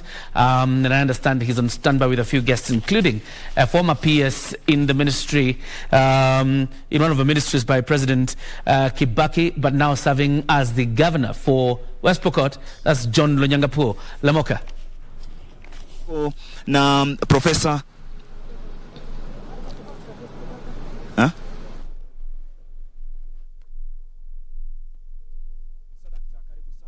Tangazo haya moja kwa moja kutoka majengo ya bunge, ambapo leo hii taifa la Kenya linaomboleza kifo cha rais wa 3 wa taifa la Kenya, Stanley Emilio Mwai Kibaki, ambaye aliaga siku ya Ijumaa iliyopita na kutangazwa rasmi na Rais Uhuru Kenyatta. Kifo chake kimetokea siku miezi kadhaa kabla ya uchaguzi mkuu, na papa hapa katika majengo ya bunge niko naye Profesa Lonyangapuo ambaye ni gavana wa West Pokot. Karibu sana Profesa, na tueleze, ni siku ambayo kwa hakika Kenya inaomboleza.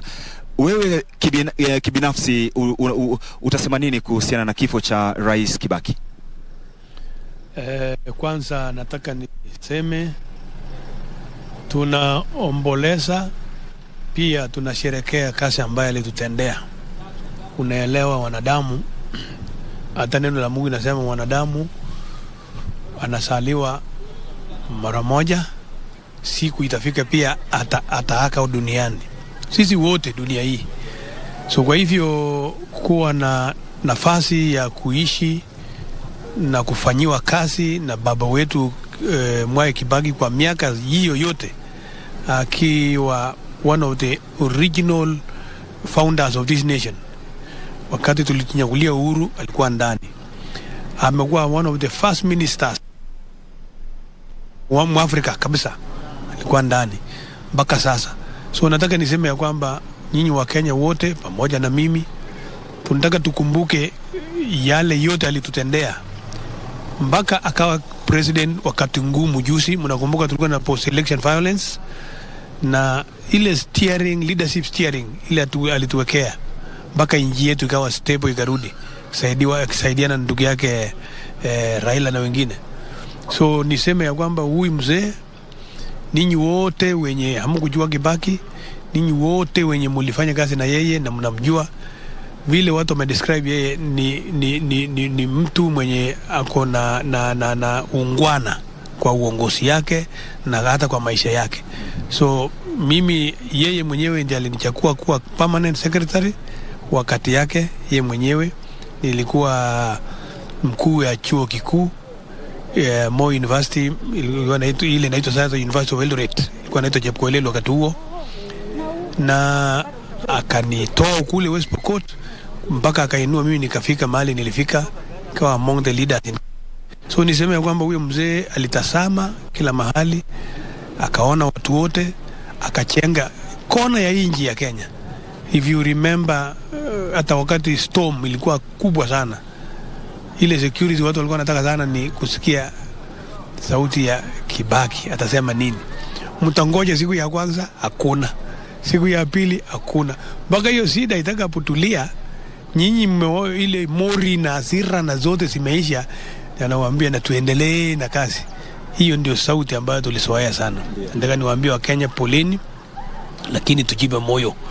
Alituachia heritage nzuri ya kupendana sisi wa Kenya, na akatulelea viongozi mwenye tuko naye sasa hii, President Uhuru Kenyatta. Na Kenya haitakuwa na shortage ya viongozi kama yeye. So jamii yake na watu ya Othaya, Nyeri, Kenya kwa ujumla, tunasimama na nyinyi tukisema poleni, na hata sisi pia tumejipa moyo. Huko West Pokot alitupea districts, if you can remember those days.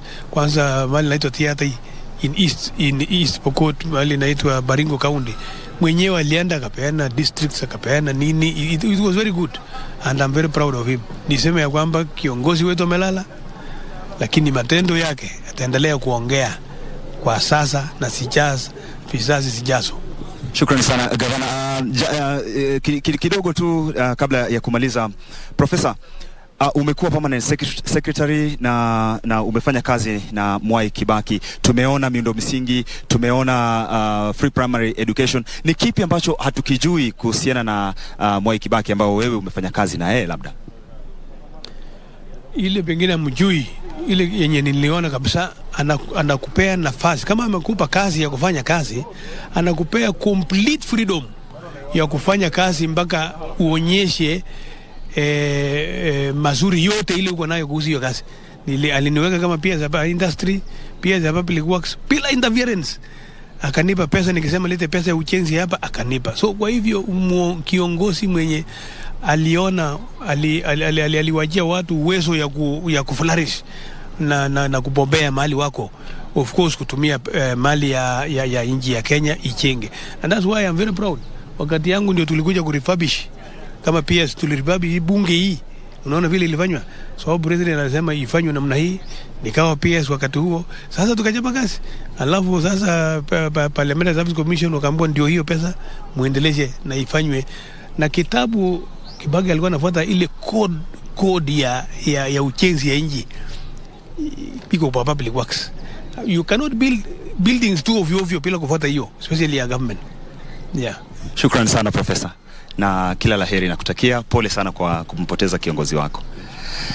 Huyo si mwingine ila ni Profesa Lonyangapuo, gavana wa West Pokot, na pia niko naye mwaniaji wa ugavana wa Nairobi, Bwana Sakaja, ambaye pia yuko hapa na mimi. Karibu sana mheshimiwa. Ujambo? Sijambo, asante sana. Pole sana kwa kumpoteza rais wa Kenya. Nafikiri pia pole kwako na kwa Kenya wote ambao sote tulimpenda rais wetu Mwai Kibaki. Na kumpoteza sio jambo rahisi, na nchi yote inaomboleza wakati huu, na sio nchi tu ya Kenya, pia majirani wetu na mataifa mengi katika bara la Afrika na dunia mzima, kwa sababu alikuwa ni kiongozi wa kimataifa. Wewe binafsi unamkumbukaje Rais Kibaki? Namkumbuka Rais Kibaki kwa undani sana. Rais Kibaki alikuwa mmoja wa my mentors. Vile nilianza siasa nikiwa kijana sana, wakati huo nikiwa katika uongozi wa wanafunzi katika chuo kikuu cha Nairobi, ndio nilipata kukutana na Rais Kibaki mara ya kwanza. Na nilikuwa nafikiria labda ni kiongozi mkubwa sana ambaye hatakuwa na wakati wa kutusikiza kama vijana, lakini nakumbuka kila mara, hata baada ya hiyo mkutano wa kwanza, alikuwa ukizungumza naye anatoa notebook, alikuwa anaweka hapa na anaandika ukiwa na point ya maana. Kama huna point utajua hauna point, lakini alikuwa na ana ushawishi mzuri, alikuwa very good in the boardroom. Nakumbuka akijaribu kuturai convince to support kwa election ya 2007, akatuambia katupa hadithi, katueleza kama umetafuta mpishi unataka kupikie katika muda wa saa moja na ameanza kupika, lakini kwa dakika za kwanza 20 amepata vitunguu vimeoza, nyanya kuna shida, so anakimbia sokoni anunue, abadilishe, aje sasa aanze tena. Muda umewadia karibu ufike huo saa moja, lakini chakula kijaiva, lakini unaweza nusia harufu, aroma ya chakula kizuri kinacho unajua unatarajia ije. Utamfukuza mwambie aende ama utaacha amalize? Akasema of course utaacha amalize. Akasema basi nyinyi mnanusia yale ambayo nimefanya, wacheni nimalize. Ndio alikuwa anataka kwa second term. Na vile alivyosema hivyo, wengi wetu tulikuwa tumetoka katika chama cha ODM, tulikuwa tuna support pande nyingine, lakini alitushawishi kabisa na nikaendelea na safari yangu ya uongozi naye.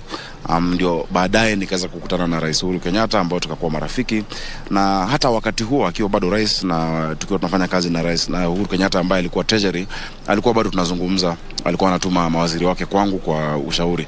So ni mtu namkumbuka sana, alikuwa na imani kubwa sana kwa vijana, na ni kiongozi ambao itabidi tuige mfano wake ambao aliwacha, ya kuwa kiongozi ambaye hauna ile kuchachishana, unajua hana maneno ya kuzua hisia mbaya kwa Kenya. Alikuwa mcheshi sana, wakati mwingi alikuwa anajua kupunguza tension, na hiyo ndio jambo ambalo tunahitaji wakati huu ambapo tunaenda kwa election.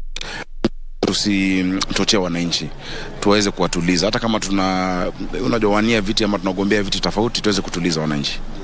Na Bwana Sakaja, ni mengi sana tumeyashuhudia wakati Rais Kibaki alikuwa uongozini: free primary education, infrastructure na kadhalika, uchumi ukapanda kwa 7%. Kipi ambacho tunafaa kujifunza na uongozi wa Rais Kibaki?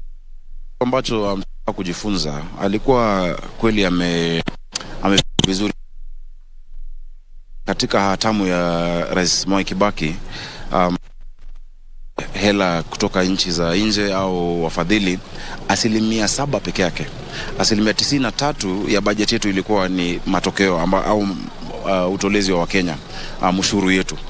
Kwa hivyo Wakenya waliweza kupata mikopo kwa banks.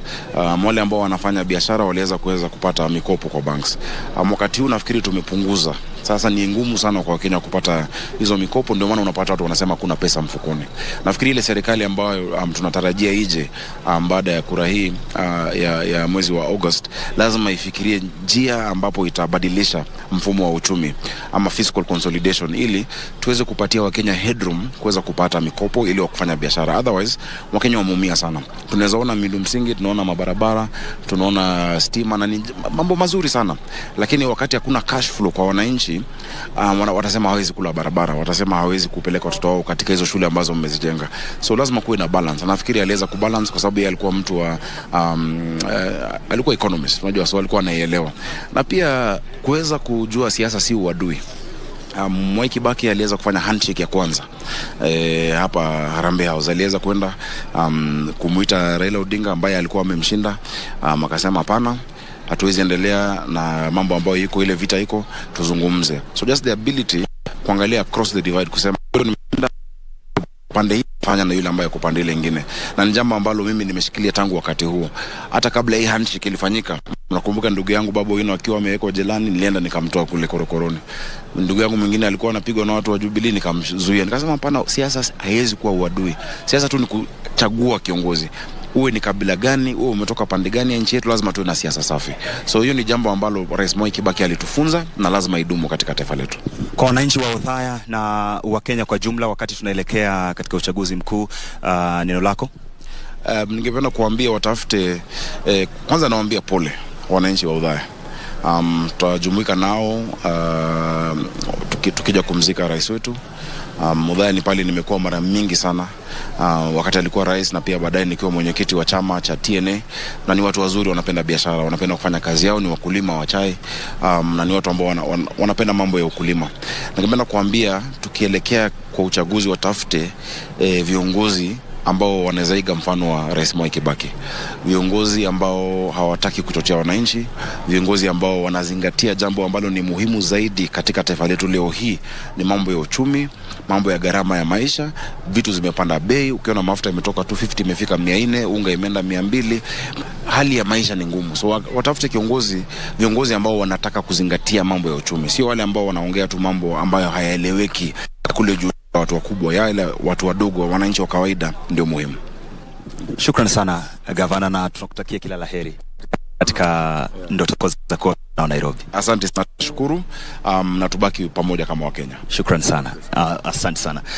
Huyo si mwingine ila ni mwaniaji wa ugavana katika kaunti ya Nairobi, Bwana Johnston Arthur Sakaja zungumza na mimi, na pia awali nimezungumza na gavana wa West Pokot kutoka katika majengo ya bunge ambapo Rais Mwai Kibaki hayati Rais Mwai Kibaki atakuwa hapa bungeni kuanzia leo hadi siku ya Jumatano, ambapo Wakenya na raia watapata fursa ya kuweza kumpatia heshima zake za mwisho. Tuko hapa tumekita kambi, tutakuwa kujia na kukupatia picha kamili ya yale yote ambayo yanafanyika hapa. Rais Uhuru Kenyatta tayari ameshawasili hapa.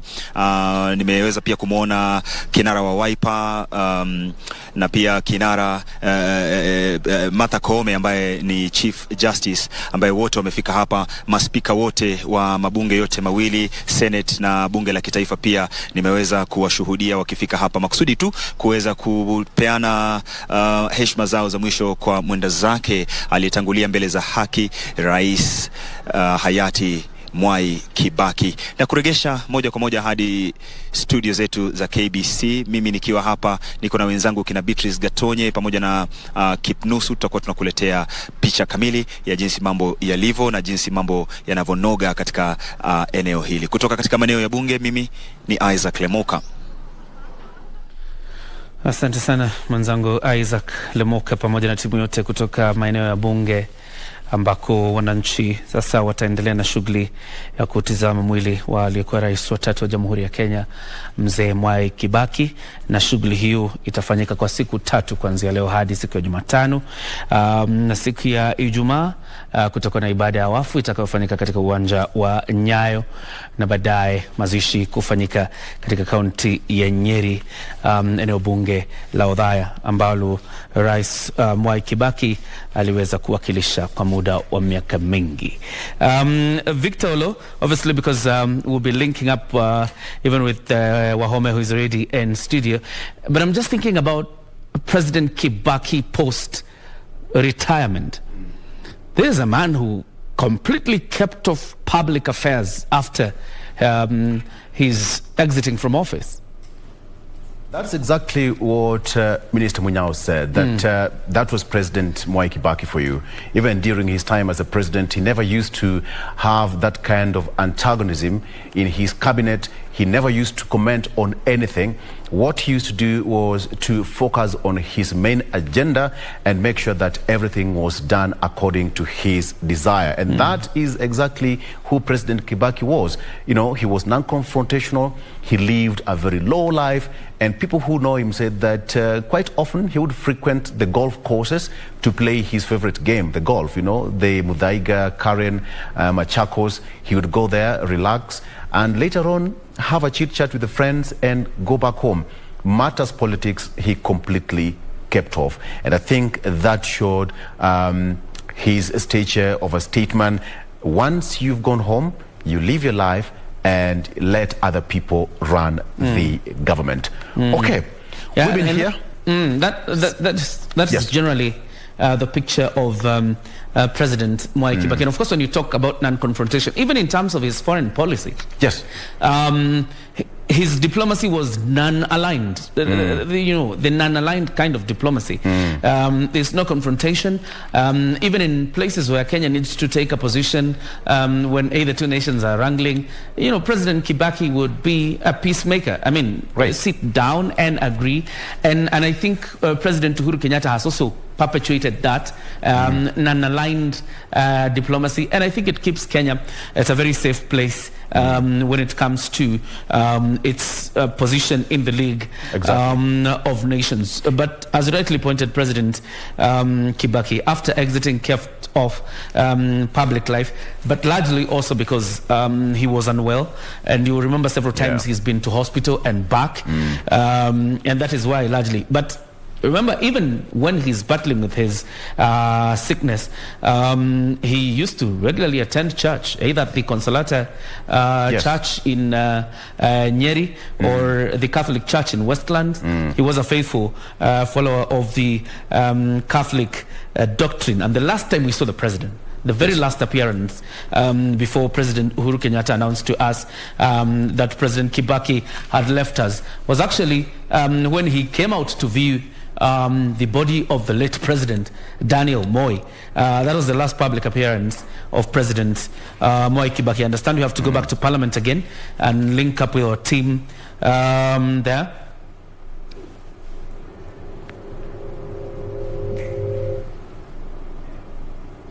That means that sports ministry, the large of it. Minister of Gender. Looks like they're not ready, so we're holding up for them. Victor, because okay, now they're ready, and then we'll come back in studio.